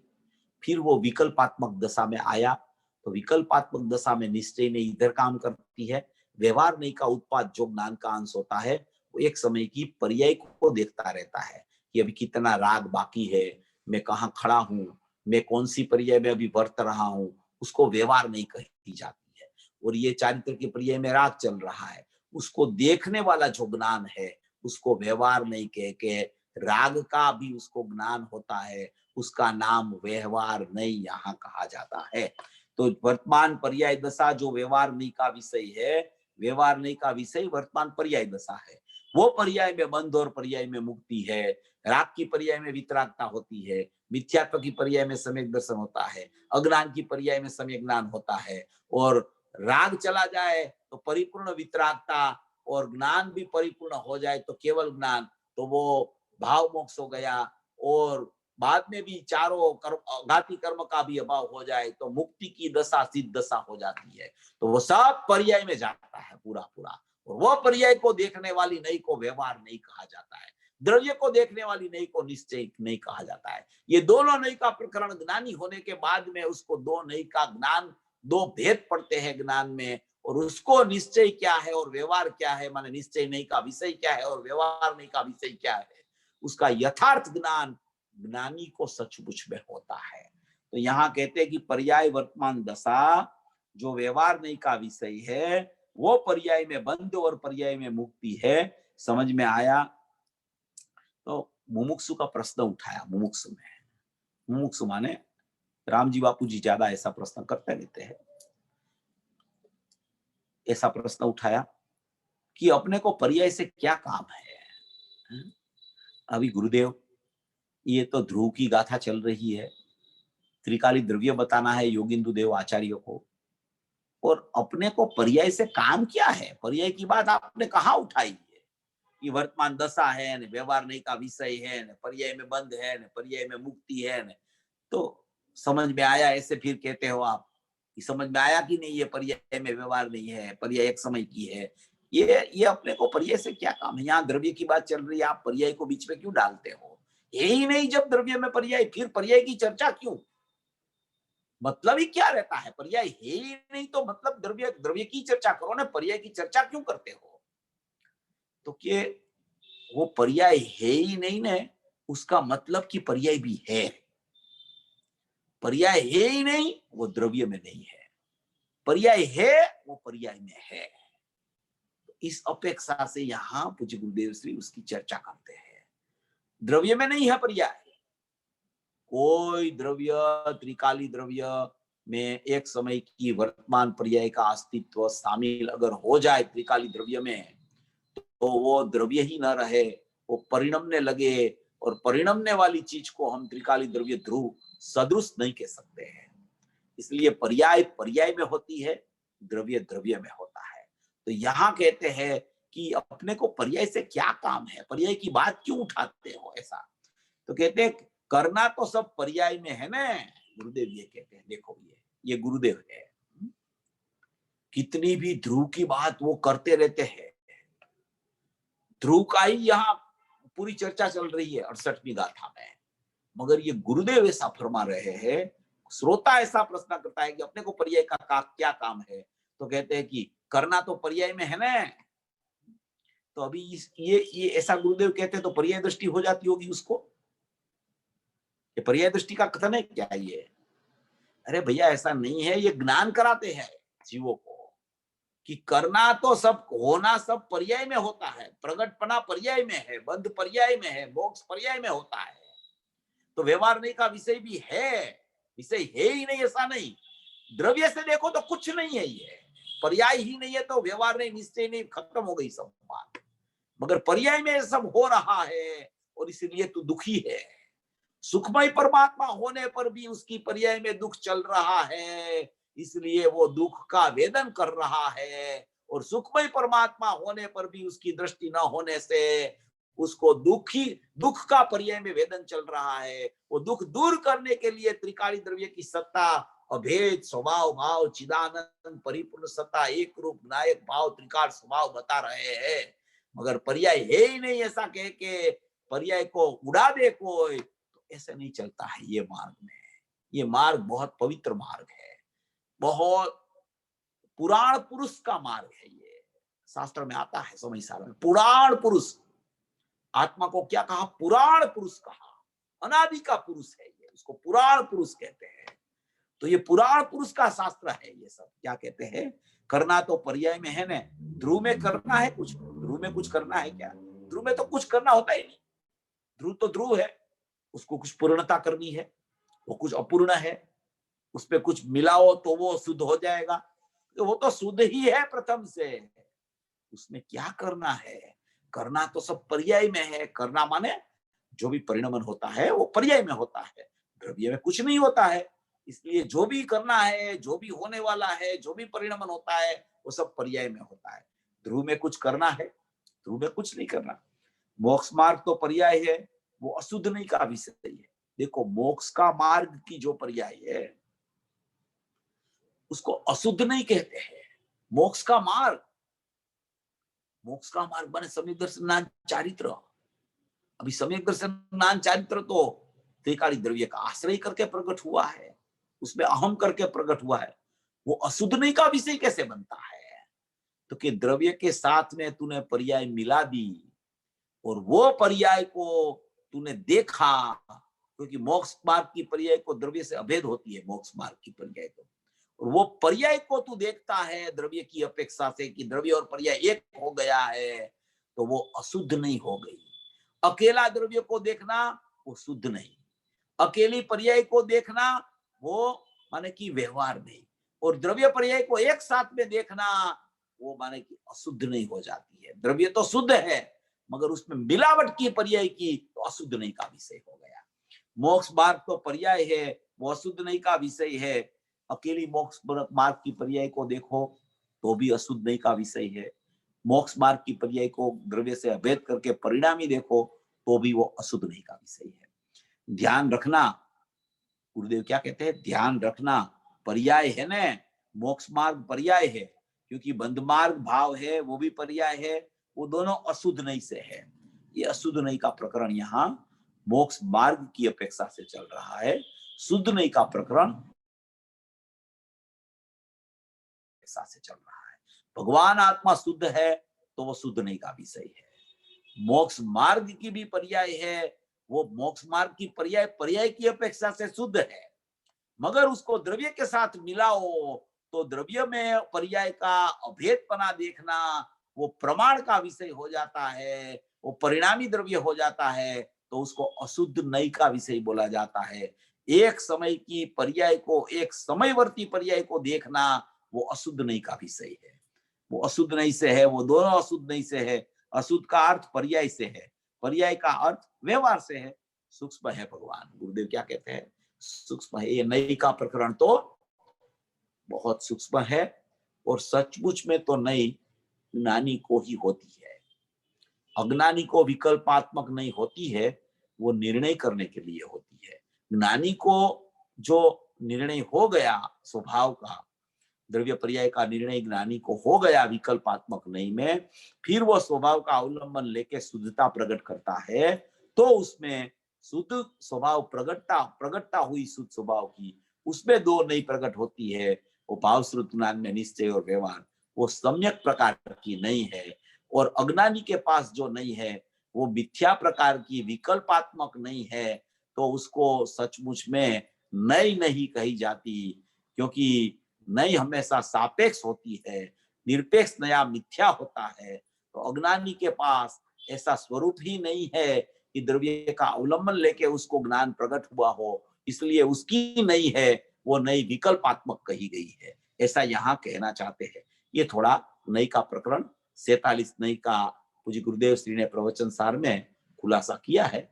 उसका थोड़ा किसी को इंटरेस्ट हो तो स्वाध्याय करना, तो उसमें पहले से ही 47 नई का प्रकरण बहुत लिया है उसमें, तो उस अपेक्षा से अपने को ख्याल में आ जाएगा। यहाँ तो त्रिकाली द्रव्य की मुख्य रूप से चलता चल रही है। बीच बीच में जो प्रकरण आते हैं गुरुदेव का तो ये गुरुदेव की तो प्रणालिका ही ऐसी है, एक शब्द एक लाइन भी छोड़ते नहीं, पूरा स्पष्टीकरण कर देते हैं। तो कहते हैं वस्तु जो जो है वो तो निष्क्रिय परिणमन बिना की चीज है, सूक्ष्म अधिकार है। भगवान आत्मा जो उत्पाद व्यय की पर्याय से रहित ध्रुव है, वो तो बंधन में भी नहीं है और मोक्ष में भी नहीं है। ये निष्क्रिय वस्तु जो निष्क्रिय है, निष्क्रिय माने उसमें कोई क्रिया होती नहीं, क्रिया हमेशा पर्याय में होती है। निष्क्रिय शुद्ध पारिणामी कह, जो 320वीं गाथा में लिखा है कि आत्मा द्रव्य स्वभाव त्रिकाल द्रव्य कैसा है, तो क्या निष्क्रिय शुद्ध पारिणामिक है। वो निष्क्रिय शुद्ध पारिणामिक माने परिणमन होता है, वहां क्रिया होती है। निष्क्रिय होता है, वो क्रिया नहीं होती, उसमें अक्रिय परमात्मा है, इसलिए वो परिणमन बिना की चीज है। गुरुदेव कहते हैं सूक्ष्म अधिकार है। सूक्ष्म अधिकार क्यों कहते हैं? क्योंकि द्रव्य कितनी भी चर्चा उसने कर ली, बहुत सी द्रव्य स्वभाव की भी चर्चा कर ली, पर्याय स्वभाव को हे कह दिया, परद्रव्य कह दिया, पर स्वभाव कह दिया, बंध मोक्ष नहीं है ऐसा कह दिया, मगर फिर भी वो जो सूक्ष्म भगवान आत्मा चैतन्य भगवान आत्मा है, वो उसमें उसको ख्याल में नहीं आया। कितनी भी पर्याय की उपेक्षा जीव करता रहता है, मगर द्रव्य स्वभाव को द्रव्य स्वभाव से वो देख नहीं सकता, क्योंकि वो सूक्ष्म चीज है। वो सूक्ष्म चीज सूक्ष्म उपयोग से ख्याल में आती है। वो सूक्ष्म चीज को शब्द से बोलते रहने से सूक्ष्म चीज पकड़ में नहीं आती, उसके लिए वो सूक्ष्म उपयोग करना पड़ता है। तो जी गुरुदेव श्री कहते हैं कि मोती को पकड़ना हो तो बड़ा सांडसा हो, उससे मोती नहीं पकड़ में आता, उसकी समानी चाहिए उसके लिए, छोटी सी हो वो, उससे मोती पकड़ में आता है। ऐसे ये नायक भगवान ऐसा सूक्ष्म परमात्मा है, ऐसा चैतन्यमय सूक्ष्म परमात्मा है कि उसके लिए जो उसका स्थूल उपयोग है, बाहर में उपयोग घूमता है, माने कि 5 इंद्री में घूम रहा है, वो उपयोग से वो सूक्ष्म भगवान आत्मा पकड़ में नहीं आता। वो सूक्ष्म भगवान आत्मा को पकड़ने के लिए उसको 5 इंद्री से अपना उपयोग को हटाना पड़ेगा, विकल्पों की प्रवृत्ति से हटाना पड़ेगा, और उपयोग में जो ज्ञान है वो ज्ञान की सूक्ष्मता उसको ख्याल में आने लगेगी। तो ज्ञायक भाव कितना सूक्ष्म है, वो सूक्ष्म उपयोग तो सूक्ष्म होता है और ज्ञायक भाव तो अति सूक्ष्म है। वो अति सूक्ष्म भगवान आत्मा वो अपने उपयोग से उसके ख्याल में आ जाता है। तो यहाँ कहते हैं कि अधिकार भी सूक्ष्म है और सूक्ष्म उपयोग से वो अधिकार में वो ज्ञायक भाव है वो पकड़ में आता है। भगवान आत्मा जो उत्पाद व्यय की पर्याय से रहित ध्रुव है, वो तो बंधन में भी नहीं और मोक्ष में भी नहीं। समझ में आया? ये कहते हैं देखो, शुद्ध निश्चय नहीं से वो बंधा ही नहीं है। वस्तु अगर बंध जाए तो वस्तु का अभाव हो जाए। समझ में आया? सूक्ष्म विषय है भाई। वस्तु ही अगर बंध जाए, वस्तु में ही बंद हो जाए, तो वस्तु का ही अभाव हो जाए, वस्तु ही न बचे। बंद हो जाए तो वस्तु कहां से बचे है? जिसमें बंद है वो वस्तु बचती है, एक समय रहती है पर्याय, दूसरे समय यही हो जाती है। ऐसे वस्तु में ही बंद हो जाए तो वस्तु कहां से बचे, उसका भी अभाव हो जाए, ऐसा तो होता नहीं। इसलिए वो बंद उसमें है ही नहीं। वस्तु बंधे तो वस्तु का अभाव हो जाए। समझ में आया? सूक्ष्म विषय है भाई। सम्यक दर्शन का विषय बंध मोक्ष की पर्याय से रहित है। देखो, सम्यक दर्शन का विषय माने त्रिकाली द्रव्य, निष्क्रिय परमात्मा, अविनाशी तत्व, ध्रुव तत्व, चैतन्य तत्व, वो सम्यक दर्शन का विषय बंध मोक्ष की पर्याय से रहित है। समझ में आया? परमात्मा प्रकाश है ना पंडित जी, बंशीधर जी परमात्मा प्रकाश है। वो आए होंगे बंशीधर जी पंडित जी, तो उसको कहते हैं कि ये परमात्मा प्रकाश है, परमात्मा प्रकाश चल रहा है। पंडित जी को कहता हूं, वो पुस्तक तो है ना। समझ में आया? 68वीं गाथा ऐसी है कि जीव को जन्म नहीं, मरण नहीं, बंध नहीं, मोक्ष नहीं, उसको जिनवर जीव कहते हैं। 68 गाथा। अभी ये सब प्रकरण है ना, अपने बहुत बार ले लिया है 2 प्रवचन में, इसलिए थोड़ा मैं पढ़ता हूँ इसको। कोई ऐसी बात आएगी तो अपन रुकेंगे। 68 गाथा। णवी उपजय णवी मरई, जिसमें नहीं जिसमें नहीं उत्पाद थतो, जिसमें उत्पाद नहीं होता और न व्यय होता है।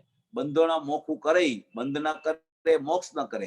हे योगी, हे संत, गुरु कहते हैं, हे शिष्य जोइया जोगी, आहा जीणवर एवं भणे, मूल गाथा है उसको जिनवर जीव कहते हैं। जिनवर जीव किसको कहते हैं कि जो बंध मोक्ष में नहीं आता, स्वाभाविक अभेद अपना चैतन्य परमात्मा त्रिकाल ध्रुव धाम जो विराजमान है कि मात्र उसकी दृष्टि करने से मोक्ष मार्ग प्रकट हो जाता है, मात्र उसमें लीनता करने से मोक्ष की प्राप्ति हो जाती है। ऐसा ये ध्रुव धाम है, ऐसा एक दृष्टि का विषय है। ऐसा ये नवी उपजे नवी मरे बंधो मोखो करे जीव पर मथे जो या जिनवर એવું ભણે। जिनवर ऐसा कहते हैं कि तेरा भगवान आत्मा ऐसा है, मेरा भी भगवान आत्मा ऐसा है, सब जीवों का भगवान आत्मा ऐसा है। वो भगवान आत्मा में ना तो बंध है ना तो मोक्ष है। हे जिनवर એવું ભણે मूल गाथा है, उसको जिनवर जीव कहते हैं। आहा, कौन जीव? क्या निश्चय आत्मा त्रिकाली आत्मा वो जीव, पर्याय नहीं। पर्याय को जीव नहीं कहते हैं, त्रिकाली द्रव्य निश्चय आत्मा को जीव कहते हैं। तो श्रोता प्रश्न करते हैं कि कितने प्रकार का जीव है? ये 46 नंबर के प्रवचन में भी आ गया। एक निश्चय जीव और एक व्यवहार जीव, दो प्रकार के जीव है। बहुत सी गाथाओं का प्रवचन में गुरुदेव ने जब अनुभूति की पर्याय प्रकट होती है तो उसको व्यवहार जीव कहा है, और अनुभूति स्वरूप भगवान आत्मा त्रिकाल है उसको निश्चय जीव कहा है। निश्चय जीव के आश्रय से व्यवहार जीव की सम्यक पर्याय प्रकट होती है, इसलिए वो पर्याय को व्यवहार जीव कहने में आता है। व्यवहार जीव माने कुछ है ही नहीं, ऐसा नहीं। व्यवहार जीव किस उसको क्यों कहते हैं? क्योंकि वो नया प्रकट होता है, वो प्रति समय नया नया प्रकट होता है और दूसरे समय में व्यय हो जाता है उसको, इसलिए उसको व्यवहार जीव कहा जाता है। निश्चय जीव नाश नहीं होता, व्यवहार जीव नाशवान होता है, इसलिए उसको व्यवहार कहा है। व्यवहार की व्याख्या ये ही है कि व्यवहार सदा अभूतार्थ रहता है, वो भूतार्थ नहीं बन सकता कभी। वो अपनी अपेक्षा से भी व्यवहार एक समय का भूतार्थ है, मगर दूसरे समय में वो सचमुच में चला जाता है, इसलिए वास्तविक में वो अभूतार्थ ही है। इसलिए उसको व्यवहार कहने में आता है। व्यवहार जीव माने मोक्ष मार्ग वाला जीव, मोक्ष वाला जीव, वो व्यवहार जीव है। और वो जिसके आश्रय से वो प्रकट होता है वो निश्चय जीव है, दृष्टि का विषय है, त्रिकाल जीव है।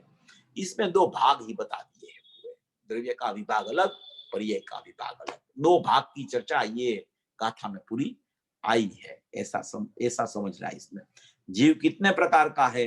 एक व्यवहार जीव और एक निश्चय जीव, दो प्रकार के हैं। जीव के दो प्रकार, त्रिकाली को निश्चय जीव कहते हैं और उत्पाद पर्याय वाले को व्यवहार जीव कहते हैं। एक जीव में दो जीव कहां से आया, ऐसा प्रश्न उठाया श्रोता ने। एक जीव है उसमें दो जीव कहां से आ गया? तो कि एक जीव पर्याय और द्रव्य के दो भेद है। पर्याय और द्रव्य दो भेद है, एक द्रव्य और एक पर्याय।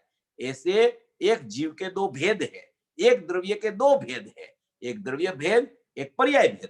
तो कहते हैं पर्याय और द्रव्य के दो भेद है, पर्याय और द्रव्य दो भेद है। पर्याय द्रव्य में आती नहीं और द्रव्य पर्याय में आता नहीं। सूक्ष्म बात है भगवान, द्रव्य में पर्याय नहीं आती और पर्याय में द्रव्य नहीं आता, दोनों पृथक पृथक है। इसलिए एक निश्चय है, एक व्यवहार है। वो दोनों को साथ में देखो तो प्रमाण है, प्रमाण में से अलग अलग करो तो एक निश्चय जीव त्रिकाल है, एक व्यवहार जीव है वो पर्याय जीव है। ऐसी चर्चा यहाँ बता रहे हैं। सूक्ष्म है भगवान, सर्वज्ञ वितराग जिनवर ऐसे कहते हैं कि उसको हम जीव कहते हैं, निश्चय जीव, वास्तविक जीव। उसका मतलब यथार्थ आत्मा उसको हम कहते हैं कि जिसको उत्पाद भी नहीं, जन्म मरण नहीं, बंध मोक्ष नहीं। आहा, समझ में आया। देखो हम जीव किसको कहते हैं कि जिसमें पर्याय ही नहीं होती, उत्पाद्य ही नहीं होता, जन्म मरण नहीं होता, बंध मोक्ष नहीं होता, उसको हम सचमुच में जीव कहते हैं। पूज्य गुरुदेव श्री यहाँ ये पूरी जीव की व्याख्या और बंध मोक्ष पर्याय में है, उसकी चर्चा बंध मोक्ष उसमें नहीं है द्रव्य में, और व्यवहार जीव और निश्चय जीव की सत्ता बता रहे हैं। ये थोड़ा अपन ने बहुत इसको कूट लिया है, इसलिए ये अपने को सबको पता तो चल गया है कि व्यवहार जीव क्या है, निश्चय जीव क्या है। मगर मैं ये पूज्य गुरुदेव श्री की एक बात बताता हूँ, यही प्रवचन में है, बहुत बहुत अच्छी बात है, वो अपने सबको सुनने लायक है, इसलिए मैं बताता हूँ आपको।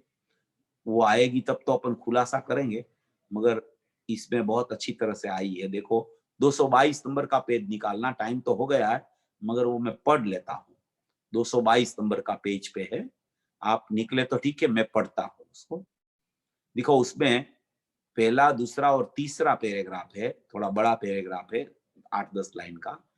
शुद्ध अनुभूति वाले को ये आत्मा उपादेय है। किसको आत्मा उपादेय है? शुद्ध अनुभूति वाले को। अनुभूति किसको कही जाती है? जो द्रव्य का आदर करे उसको अनुभूति कही जाती है। वो शुद्ध अनुभूति वाले को आत्मा उपादेय है। ऐसे उपादेय मानना वो तो धारणा का विषय हो गया। त्रिकाली द्रव्य हूं, त्रिकाली द्रव्य हूं, उपादेय है, उपादेय है, ध्रुव है, ध्रुव है, शुद्ध है, शुद्ध है, अखंड है, अखंड है, ऐसे बोलते रहना, वो तो धारणा का है विषय। वो धारणा में आ गया है उसको, मैं ध्रुव हूं, मैं द्रव्य हूं, मैं त्रिकाल हूं, मैं अनादि अनंत हूं, मैं शुद्ध हूं, मैं एक रूप हूं। आज गुरुदेव का प्रमाद प्रकाश का प्रवचन चल रहा था, सवेरे हमारे यहाँ मंदिर में चलता है। 52 नंबर और 53 नंबर की गाथा दूसरे अधिकार की चल रही थी। उसमें दृष्टांत आता है भरत चक्रवर्ती का। तो भरत चक्रवर्ती को अरिसा महल में केवल ज्ञान हो गया था। अरिसा महल में केवल ज्ञान हो गया। तो वो अरिसा महल में केवल ज्ञान हुआ, तो उदाहरण देते हैं सब कि अरिसा महल में केवल ज्ञान हो गया, अरिसा महल में केवल ज्ञान हो गया। तो क्या अरिसा महल में सब जाने लगेंगे तो केवल ज्ञान हो जाएगा उसको? गुरुदेव बोला ऐसा कि अरिसा महल में हो गया, अरिसा महल में हो गया। अभी कोई अंधा अंधा है, अंधा कोई जिसको दिखता नहीं है, उसको किसको सुवर्ण पाषाण मिल गया, निज निधि की प्राप्ति हो गई, उसको सुवर्ण पाषाण मान निज निधि की प्राप्ति हो गई। तो क्या सब अंधे को होने लगेगी? ऐसे जीवभूति मुनि थे, उसको मारुस और मातुस, उसमें मोक्ष हो गया। तो क्या उसमें सबका मोक्ष हो जाएगा ऐसे करने से? हाँ, सम्यक प्रकार से ऐसा करेगा तो जरूर मोक्ष हो जाएगा। धारणा में रखेगा तो मोक्ष मार्ग भी नहीं होगा, तो मोक्ष कहां से होगा? सोगानी जी को एक रात में समय दर्शन हो गया, ज्ञान बिन और राग बिन। बहुत से लोग करने लगे वो कि राग बिन ज्ञान बिन, राग बिन ज्ञान बिन, 4-4 घंटा बैठते हैं राग बिन ज्ञान बिन। हो जाएगा क्या राग और ज्ञान बिन? अरे भैया, ऐसे नहीं होता है। फिर गुरुदेव ने उसमें स्पष्टीकरण किया कि कितने काल से उसका पुरुषार्थ चलता होता है, कितने समय से पुरुषार्थ चलता होता है। ये अरिसा भुवन में जाना तो एक निमित्त हो गया। उसका ऐसा अंदर पुरुषार्थ था, ऐसा अंदर पुरुषार्थ था कि वो वहां गए और केवल ज्ञान की उत्पत्ति होने का काल आ गया। तो वहां कहे कि अरिसा भुवन में केवल ज्ञान हो गया। अरे भैया, जब केवल ज्ञान तो अपने जीव में, अपने अंदर में होता है, तब बाहर में निमित्त कौन है उसका ज्ञान कराते हैं। भाई, पुरुषार्थ तो तुझे अंदर में करना है। ये पुरुषार्थ अंदर में नहीं चलता है उसका, और जो किसी को हुआ है उसकी नकल करने लगता है जीव। नकल अकल से करे तो कार्य होता है, मगर धारणा में ही रखता है। गुरुदेव बोलते देखो, धारणा का विषय हो गया उसका। इसको अपन बाद में पढ़ेंगे। बहुत अच्छा प्रकरण गुरुदेव ने यहाँ उठाया है।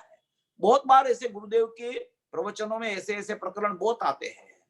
अपने को क्या है, पूरा स्वरूप द्रव्य पर्याय का यथार्थ रूप से पहले समझ में लेना चाहिए। फिर वो यथार्थ रूप से समझ में आ गया, अपने को पता चल गया, फिर अपने को ध्रुव की धुन कैसे लगे, तो फिर मात्र कोई धारणा नहीं रहती उसमें। उसमें ज्ञान काम करता है, और ज्ञान काम करता है ना, उसको धारणा ज्ञान है ना, वो चला जाता है और स्मरण ज्ञान चालू हो जाता है। और स्मरण ज्ञान चालू हो जाता है, उसमें नायक का स्मरण चलने लगता है। और नायक का स्मरण चलने लगता है तो सचमुच में ये उपादेय शुद्ध अनुभूति में जो उपादेय भूत आत्मा आता है, वो अनुभूति में उपादेय भूत हो जाता है। तब कहा जाता है कि ये जीव सचमुच में अनुभूति हो गई, उस द्रव्य को पहचान लिया, उपादेय भूत वस्तु को पहचान लिया। अभी वस्तु तो बता दी, द्रव्य निश्चय है, पर्याय व्यवहार है। अभी करना क्या उसको? अभी क्या करना है? बस मैं द्रव्य हूं, मैं द्रव्य हूं, मैं द्रव्य हूं, तो वो ही पुरुषार्थ। मगर धारणा तक सीमित नहीं रहना, पुरुषार्थ चलना चाहिए अंदर से। ज्ञान की किरण बहती बहती बहती स्मरण ज्ञान बन के अंदर जाने की पुरुषार्थी बननी चाहिए। तब ये धारणा ज्ञान का विकल्प नहीं उठेगा, और स्मरण ज्ञान में नायक भाव, दृष्टि और ज्ञान में अभेद अनुभूति में आ जाएगा, उसको मोक्ष मार्ग और मोक्ष कहते हैं। मगर है वो पर्याय, है वो व्यवहार जीव। आश्रयभूत तत्व तो एक त्रिकाली द्रव्य उपादेयभूत सत्ता है, वही सचमुच मैं हूं। यहाँ योगिंदु देव को ये बताना है। ऐसा स्वरूप समझकर सभी भवी जीव अपना शुद्धात्मा का घुटन करके शुद्धात्मा की प्राप्ति करे। ऐसी मंगल भाव। બહુ સરસ 68 ગાથા ફરી ફરીથી એમ જ થાય કે એ જ વાંચીએ, એ જ સમજીએ અને એક દિવસ સ્મરણમાં ઉતરે. બહુ સરસ. જેને સવાલ હોય સવાલ પૂછી લેજો. ચેતનભાઈ, જય જીનેન્દ્ર. હા, જય જીનેન્દ્ર, બોલો બોલો. ભાઈ, આપણે હમણાં કહ્યું ને કે આપણે ધારણા જ્ઞાન અને સ્મરણ જ્ઞાન, એ આપણે બે વાત કરી ને હમણાં. તો ઈ આપણે ઈ બેને જુદા કેવી રીતે પાડી? ધારણા જ્ઞાન કોને કેવું ને સ્મરણ જ્ઞાન કોને કેવું? હા, ધારણા જ્ઞાન એવું છે કે ઈ ધારણા જ્ઞાનમાં છે ને નિત્યતા એક વસ્તુની નથી રહેતી ક્યારેય. ધારણા જ્ઞાન છે ને ફેરફાર થયા કરે છે ઘડીક ઘડીક. થોડીક વાર ધારણામાં દ્રવ્ય આવે, થોડીક વાર ધારણામાં પર્યાય આવે, થોડીક વાર ધારણામાં સ્પર્શ પદાર્થો આવી જાય, થોડીક વાર ધારણામાં નિમિત્ત આવે, આવા નિમિત્ત પાસે જાય તો કઈક ધારણા સુધરશે અને જ્ઞાનવાળું પ્રગટ થશે. એ અનેક અનેક પ્રકારે ધારણા જ્ઞાન કામ કરતું હોય છે, અનેક પ્રકારે. બરોબર. જ્યારે એ ત્યાંથી જીવ પાછો ફરીને જ્યારે સ્મરણ જ્ઞાનમાં આવી જાય છે તો એ સ્મરણ જ્ઞાન એવું છે કે એકનું જ ખરેખર અવલંબન લેવાના પુરુષાર્થે કામ કરતું હોય. સમજી ગયો. ધારણા જ્ઞાન અન્ય વિષયોમાં ભમતું હોય છે. બરોબર છે. તમે એ બે વસ્તુને એવી રીતે જુદી પાડી કે ધારણા જ્ઞાન અનેકનું હોઈ શકે, પણ સ્મરણ જ્ઞાન એક જ વસ્તુને કેન્દ્રિત કરી અન્યનું હોય. બરોબર છે? હું સમજુ? બરોબર. થેન્ક યુ ભાઈ, થેન્ક યુ. સ્મરણ જ્ઞાનમાં નિર્ણય લીધો એમ કહેવાય ને?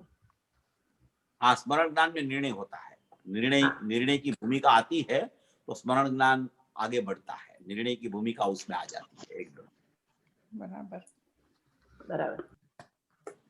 આ સ્મરણ જ્ઞાનનો કોઈ રેફરન્સ છે? गुरुदेव के प्रवचन में कोई कोई बार ये बात आती है, और शब्द भी आता है कोई कोई बार। और देखो रेफरेंस में क्या होता है, कोई भी निर्णय वाला ज्ञान होता है ना, वो निर्णय वाला ज्ञान होता है। वो निर्णय वाला ज्ञान में आत्मा का स्मरण रहता है, तो वो आत्मा का स्मरण निर्णय वाला ज्ञान में रहता है, उसी का नाम स्मरण ज्ञान है। गुरुदेव ने भी कोई प्रवचनों में ये शब्द का भी यूज किया है। 2-3 बार ऐसा शब्द गुरुदेव के श्रीमुख से भी आया है। आई थिंक भाई बेनश्रीए पण आ शब्द वापर्यो छे क्या? हाँ, बेनश्री भी लेते हैं, बेनश्री भी ले, बराबर है। बेनश्री की तत्व चर्चा में भी स्मरण ज्ञान का उल्लेख है, आया है। या અને ભાઈ આજે છે ને આજનું જે 214મું પાનું હતું એમાં ગુરુદેવે સૂક્ષ્મ શબ્દ કે ઝીણી શબ્દ લગભગ 5 વખત એક વખત આખા પ્રવચનમાં તો ઘણી વખત આવ્યું. તો આમાં સૂક્ષ્મ કહેતા એટલું જ બતાવું છે કે વસ્તુ પર્યાય રહિત છે. કાંઈ એનાથી વધુ કેવું છે અહીંયા બીજું? नहीं, वस्तु पर्याय रहित है, ये भी सूक्ष्म बात है। और त्रिकाली द्रव्य जो है वो त्रिकाली द्रव्य इतना सूक्ष्म है क्योंकि कितने दरवाजे तू खोल के अंदर जाता है ना, तब तुझे त्रिकाली द्रव्य दिखता है। इसलिए इतनी सूक्ष्मता है उसमें कि सबको पार करके तुझे वहां जाना पड़ेगा। इसलिए वो अति सूक्ष्म भगवान आत्मा है, इसलिए वो सूक्ष्म उपयोग से वो पकड़ में आता है। ऐसी वो सूक्ष्म वस्तु मात्र है, इसलिए यहाँ सूक्ष्म बार बार गुरुदेव बोलते हैं। वो कौन सी गाथा में भी आया है कि पर्याय का उपयोग तो सूक्ष्म है और द्रव्य अति सूक्ष्म है, ऐसा आया है गाथा में, समयसार में। तो ये अति सूक्ष्म द्रव्य को पकड़ने के लिए उसका उपयोग सूक्ष्म होना चाहिए, तब वो सूक्ष्म द्रव्य पकड़ में आता है। उस अपेक्षा से यहाँ द्रव्य पर्याय की भिन्नता जब तक ख्याल में नहीं आती तब तक उपयोग सूक्ष्म नहीं बनता, और उपयोग सूक्ष्म नहीं बनता तब तक त्रिकाली द्रव्य अति सूक्ष्म है, वो ख्याल में नहीं आता। इसलिए बार बार पूज्य गुरुदेव श्री यहाँ 2 द्रव्य पर्याय की भिन्नता का प्रकरण कह रहे हैं और सूक्ष्म है, अधिकार सूक्ष्म है, उपयोग सूक्ष्म करना चाहिए, वो बात बार बार यहाँ इसलिए फरमाते हैं वो। ઈ સાણસાણી વાત અહીંયા બરાબર બેસે. हाँ एकदम। હા હા. અને ભાઈ તમે આજે तो સદૃશ્ય इसीलिए हाँ। इसलिए वो मैंने दृष्टांत दिया अभी, वो मोती वाला, कि उसमें वो ख्याल में आ जाता है वो बात उसमें। બરાબર. અને ભાઈ તમે આજે સદૃશ્ય નહીં કીધું. ઉષાબેન જરા હોલ્ડ કરજો ને, બીજા 2-4 જણા છે હા, પૂછવું છે. પછી પૂછજો. એટલે જેસિકાબેન તમે પૂછી લો, પછી મંજરીબેન પૂછશે. હા, જય જિનેન્દ્ર ચેતનભાઈ. આ જે हाँ जी। સંવેદન સવિકલ્પ છે એ ધારણા જ્ઞાનમાં જાય? सविकल्प स्वसंवेदन धारणा ज्ञान से आगे चलता है। धारणा ज्ञान तो एक बहुत स्थूल है, धारणा ज्ञान स्थूल है। धारणा ज्ञान तो आप कभी चिंतन करने लगो ना तो भी वो धारणा ज्ञान में जो निर्णय, धारणा ज्ञान में जो आया होता है ना, वो काम में नहीं आता कुछ उसमें। धारणा ज्ञान एकदम स्थूल होता है। ये सविकल्प स्वसंवेदन तो इतना, माने कि सविकल्प स्वसंवेदन तो समझ लो कि आत्मा को वो स्पर्श अभी कर लेगा, उसको सविकल्प स्वसंवेदन बोला जाता है। वो सविकल्प स्वसंवेदन तो सम्यक सन्मुख मिथ्या दृष्टि से भी आगे की बात है, ऐसा। धारणा ज्ञान तो बहुत दूर की बात है। धारणा ज्ञान तो बहुत स्थूल है, बहुत स्थूल है। ये अनेक विषयों को ग्रहण करता है धारणा ज्ञान, ऐसा। મંજરીબેન હવે પૂછી લો. હા, પ્રણામ ચેતનભાઈ. જ્યારે આપણે 5 ઇન્દ્રિયનો વેપાર ચાલુ હોય એટલે ધારણા જ્ઞાન એ તરફ જતું હોય તો સ્મરણમાં આવી શકે ખરું આત્મા, કે પછી એમાંથી નિવૃત્તિ કમ્પ્લીટલી હોય ત્યારે જ આવી શકે? કઈ રીતે સોચવાનું? ऐसा नहीं होता है। इसमें ये क्या होता है कि जब 5 इंद्रिय का विषय का व्यापार ज्ञान में जब चलता है, तब वो इंद्रियों के सन्मुख होके ज्ञान काम करता रहता है। मगर जब इंद्रियों के सन्मुख होके ज्ञान काम करता रहता है, जैसे अभी ये 68 नंबर की गाथा चल रही है, आपका ज्ञान वहां केंद्रित हो गया। आपकी चक्षु के द्वारा ये शास्त्र आप पढ़ रहे हो, वो तो इंद्रिय ज्ञान हो गया, वो तो 5 इंद्रिय का विषय हो गया, वो तो मति ज्ञान का प्रकार हो गया। वो ज्ञान तो अभी बहिर्लक्ष्य हो गया, इंद्रिय ज्ञान हो गया। अभी वो ज्ञान में ऐसा आया कि द्रव्य और पर्याय भिन्न है और सूक्ष्म है, और द्रव्य जीव निश्चय जीव है, पर्याय व्यवहार जीव है, वो बात आई। अभी वो बात आपने पढ़ ली इसमें, अभी पढ़ के आपका विचार चलने लगा, आपका विचार चलने लगा कि ये कैसे हो सकता है, ये दोनों भिन्न कैसे हो सकता है। ऐसा विचार जो चलने लगा ने, तो वो विचार में क्या हो गया कि वो 5 इंद्रिय का विषय बंद हो गया। उस समय 5 इंद्रिय का विषय पहले चलता था, फिर वो विचार धारा चालू हुई ना ज्ञान में, तो वो 5 इंद्रिय का व्यापार बंद हो गया उस समय, क्योंकि वो विचार में ज्ञान लग गया।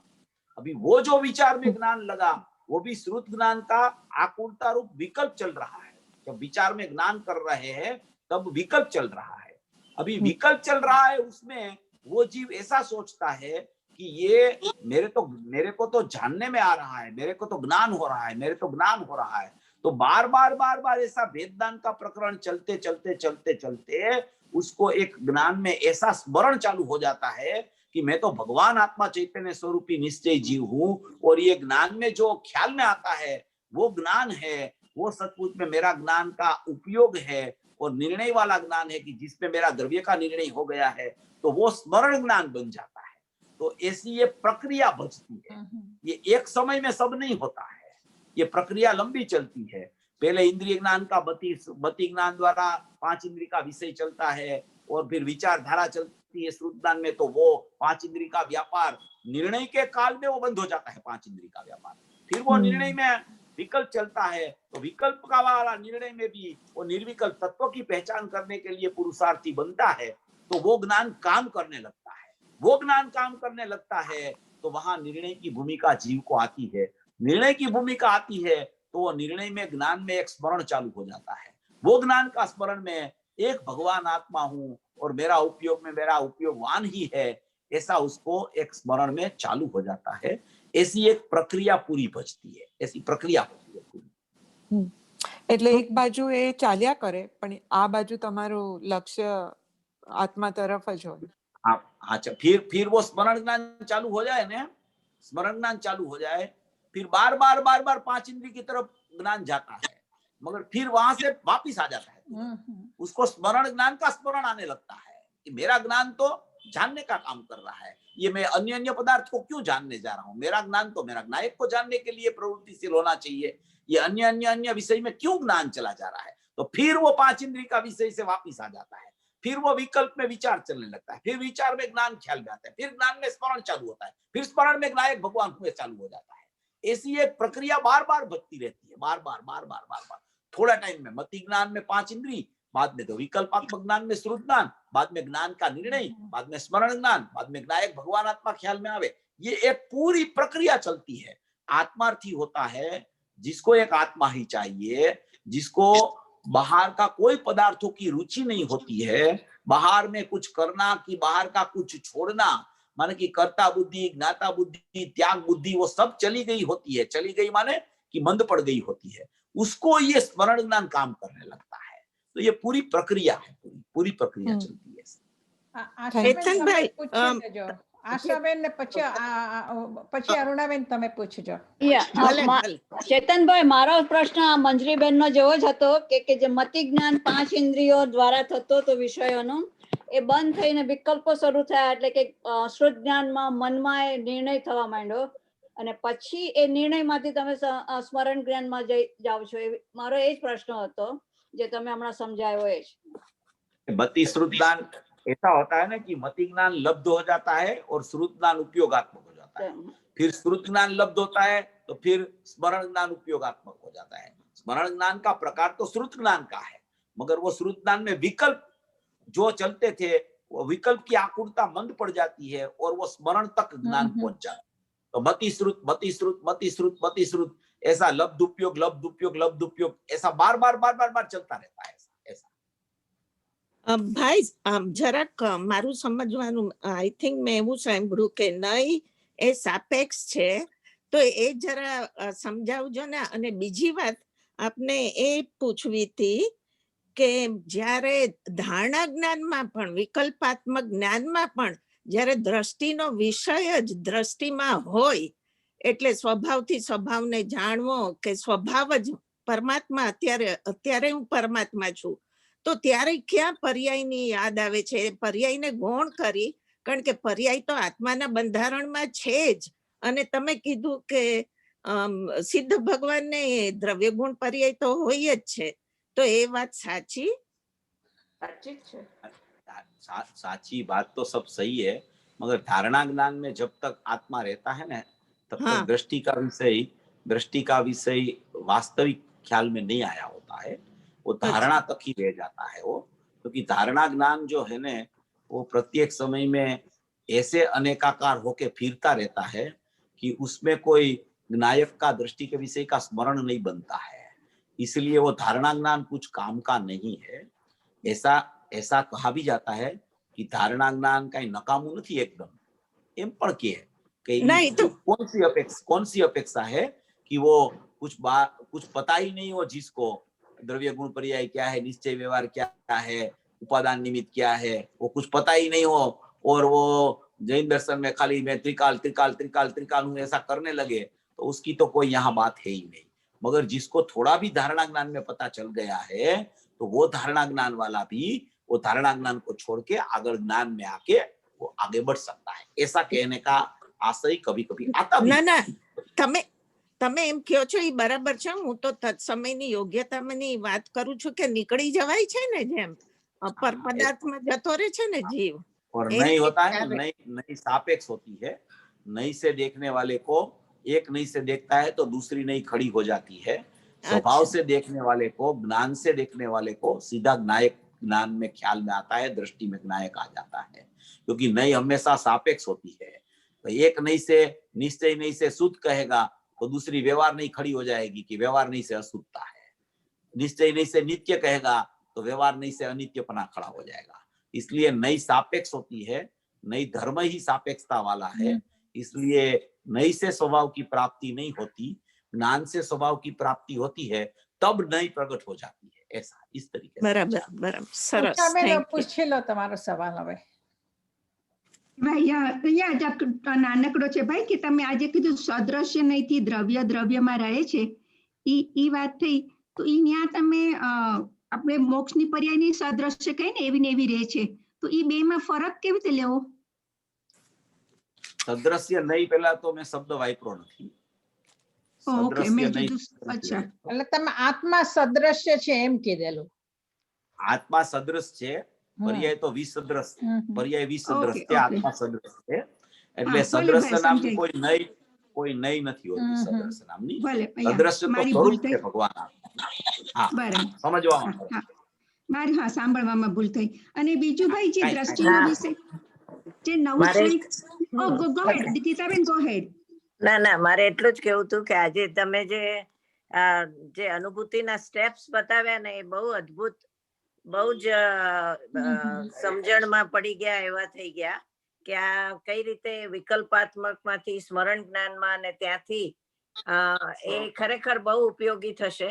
અને એમાંથી એક જ વાત મને સમજાઈ, બરાબર છે કે નહીં, કે જયારે આપણે દ્રવ્યને ઉપાદેય ભૂત કહીએ અને જયારે આપણે એમ કહ્યું કે સમ્યક જ્ઞાનીને જ ખરેખર સમ્યકદર્શીને જ ખરેખર દ્રવ્ય ઉપાદેય ભૂત થયું છે, તો આ વિકલ્પાત્મક અવસ્થામાં પણ એ ઉપાદેય ભૂત સ્મરણમાં પણ ઉપાદેય ભૂત કરતો જયારે આગળ વધે છે ત્યારે એને સાચું ઉપાદેય ભૂત પણ પ્રગટ થાય છે, એમ કહી શકાય ને? કહી શકાય.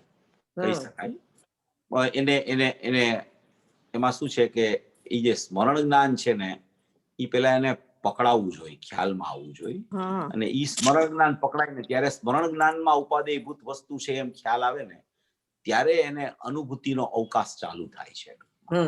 એવું છે. કારણ કે નહીં તો क्या होता है कि पूरी धारणा का ही खेल चलता रहता है जीवों का. ये अनुभूति इतनी सरल है कि ज्ञान पकड़ में आवे तो उसी समय अनुभूति हो जाती है, इतनी सरल है. मगर वो ज्ञान ही सचमुच पकड़ में नहीं आता है. ज्ञान पकड़ में आता है मगर कैसा?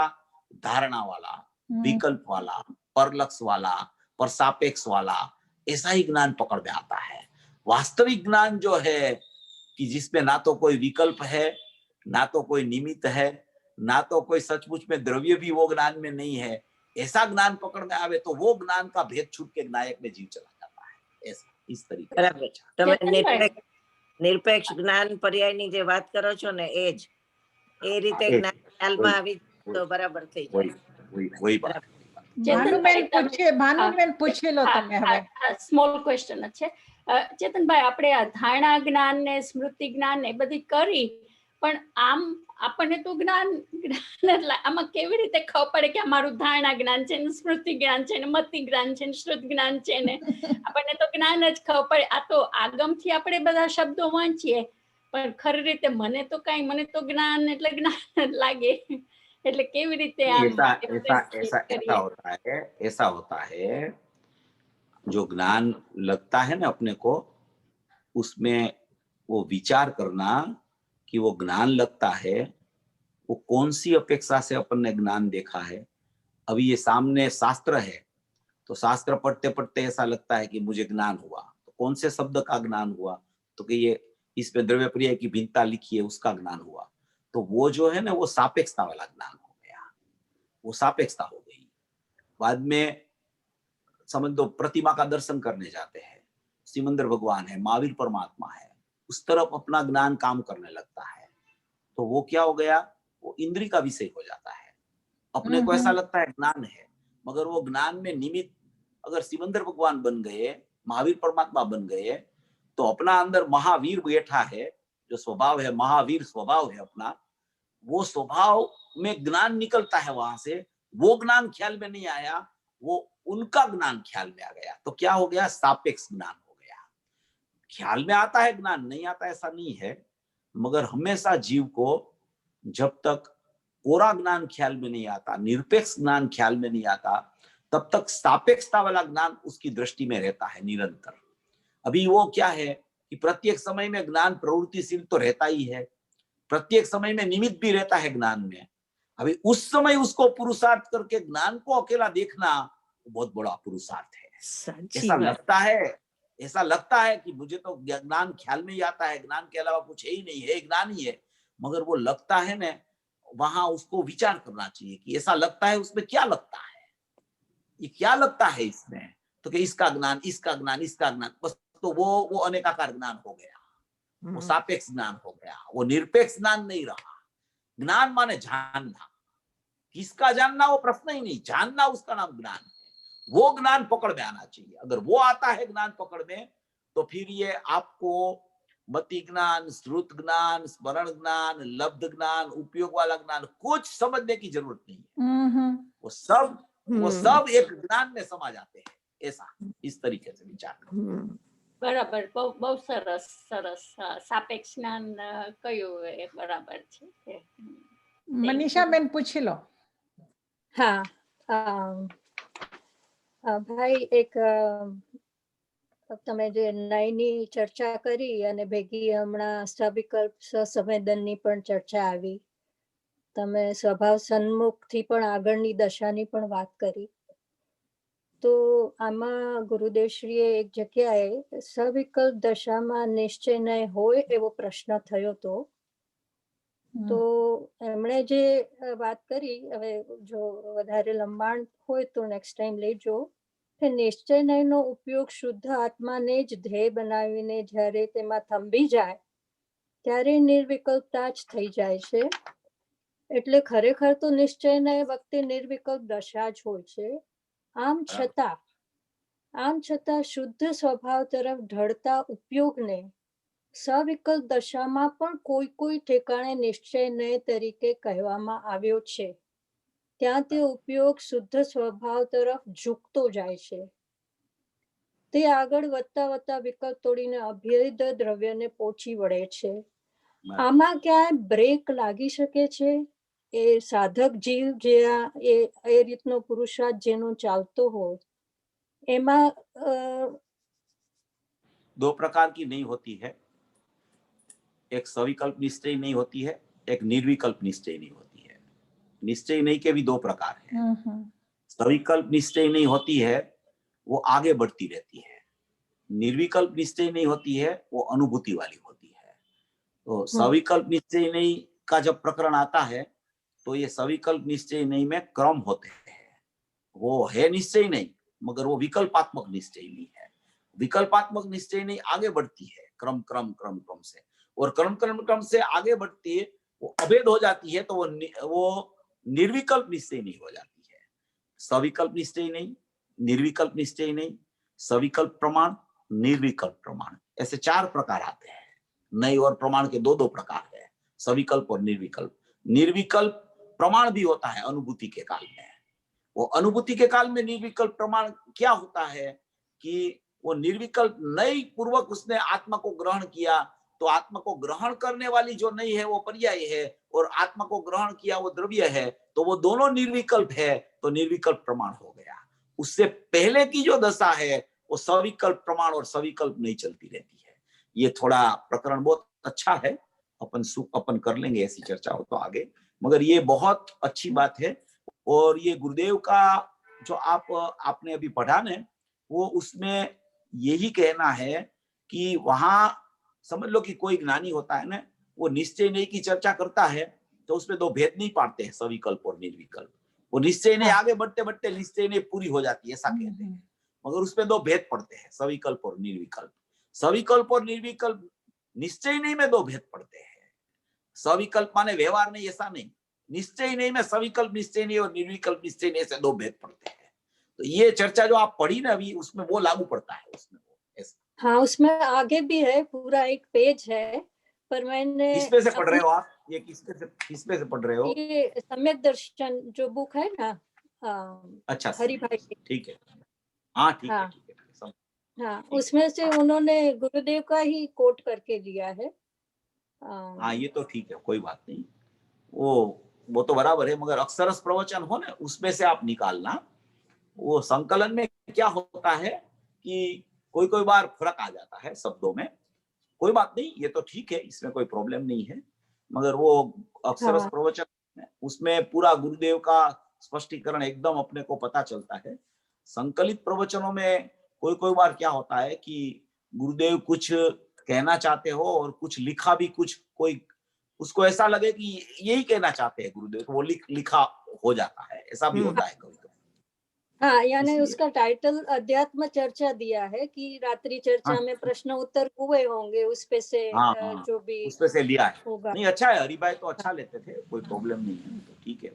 અને હા. ગુરુદેવ ક્યારે કોઈક સાપેક્ષાથી એટલે આગળની વાત શું છે એના પરથી જવાબ આપે ને ઘણી વખત તો આગળની શું વાત हाँ છે आगे એના पीछे का रेफरेंस भी आता है उसमें। और रात्रि चर्चा में तो क्या होता है कि दिन में जो स्वाध्याय चला होते हैं ना, उसके प्रश्न बहुत चलते रहते हैं रात्रि चर्चा में। तो दिन में जो कोई ऐसा प्रकरण चला हो नई का, तो उसके ऊपर से वो पूरा अनुभूति का प्रकरण चल जाता है गुरुदेव का रात्रि चर्चा में। वो गुरुदेव तो फिर रात्रि को एक छोटा सा प्रश्न आता है तो बहुत लंबा चलाते हैं गुरुदेव तो उसमें। और ये भी है ना कि हमने प्रवचन में बहुत बार सुना है, गुरुदेव कहते हैं कि ये आपको अगर इसमें कुछ खुलासा चाहिए तो रात को चर्चा करना, क्योंकि हाँ इन जनरल सभी को ये बात का फायदा भी ना होए, वो हाँ पर्टिकुलर ऐसा जिसको ये हुआ है। इसलिए रात को प्रश्न करने वाले जो एकदम सूक्ष्मता वाले होते हैं वो खुद प्रश्न कर लेते हैं रात को जाके गुरुदेव को। उसको कहीं अटक हो तो निकल जाती है वो तुरंत गुरुदेव के प्रवचन से। बराबर बराबर। तो ये बात उन्होंने आगे जाके ये भी कहा कि शुद्ध नयनो निश्चय नयनो पक्ष पण पूर्वे कदी આવ્યો નથી। हाँ ये तो तो है ना, वो तो 11वीं गाथा के भावार्थ में भी है। हाँ, अपूर्वता बताइए उसकी की 11वीं गाथा के भावार्थ में भी आया है कि शुद्ध नहीं का पक्ष हाँ। कभी नहीं आया, वो तो विरल है, ऐसा आया है 11वीं गाथा का भावार्थ में। प्राणियों को भेद रूप व्यवहार का पक्ष अनादि का है, माहो माहे चर्चा भी उसकी करते हैं, जिनवाणी में भी उसका अवलंबन लेकर ऐसा कहा है, मगर वो उसका फल संसार ही है। शुद्ध नहीं का पक्ष जीव को कभी आया नहीं, वो वहां 11वीं गाथा के भावार्थ में जयचंद पंडित जी ने ये बात डाली है। वही प्रकरण है ये जो आप ये पढ़ रहे हैं। हाँ, वो उसमें से ही होगा तो हाँ बराबर। उसमें से હવે આપણે અહીંયા પૂરું કરીએ, એમને બી મોડું થશે, हाँ 10:30 એમના થઈ ગયા છે તો हाँ जी, खूब खूब धन्यवाद।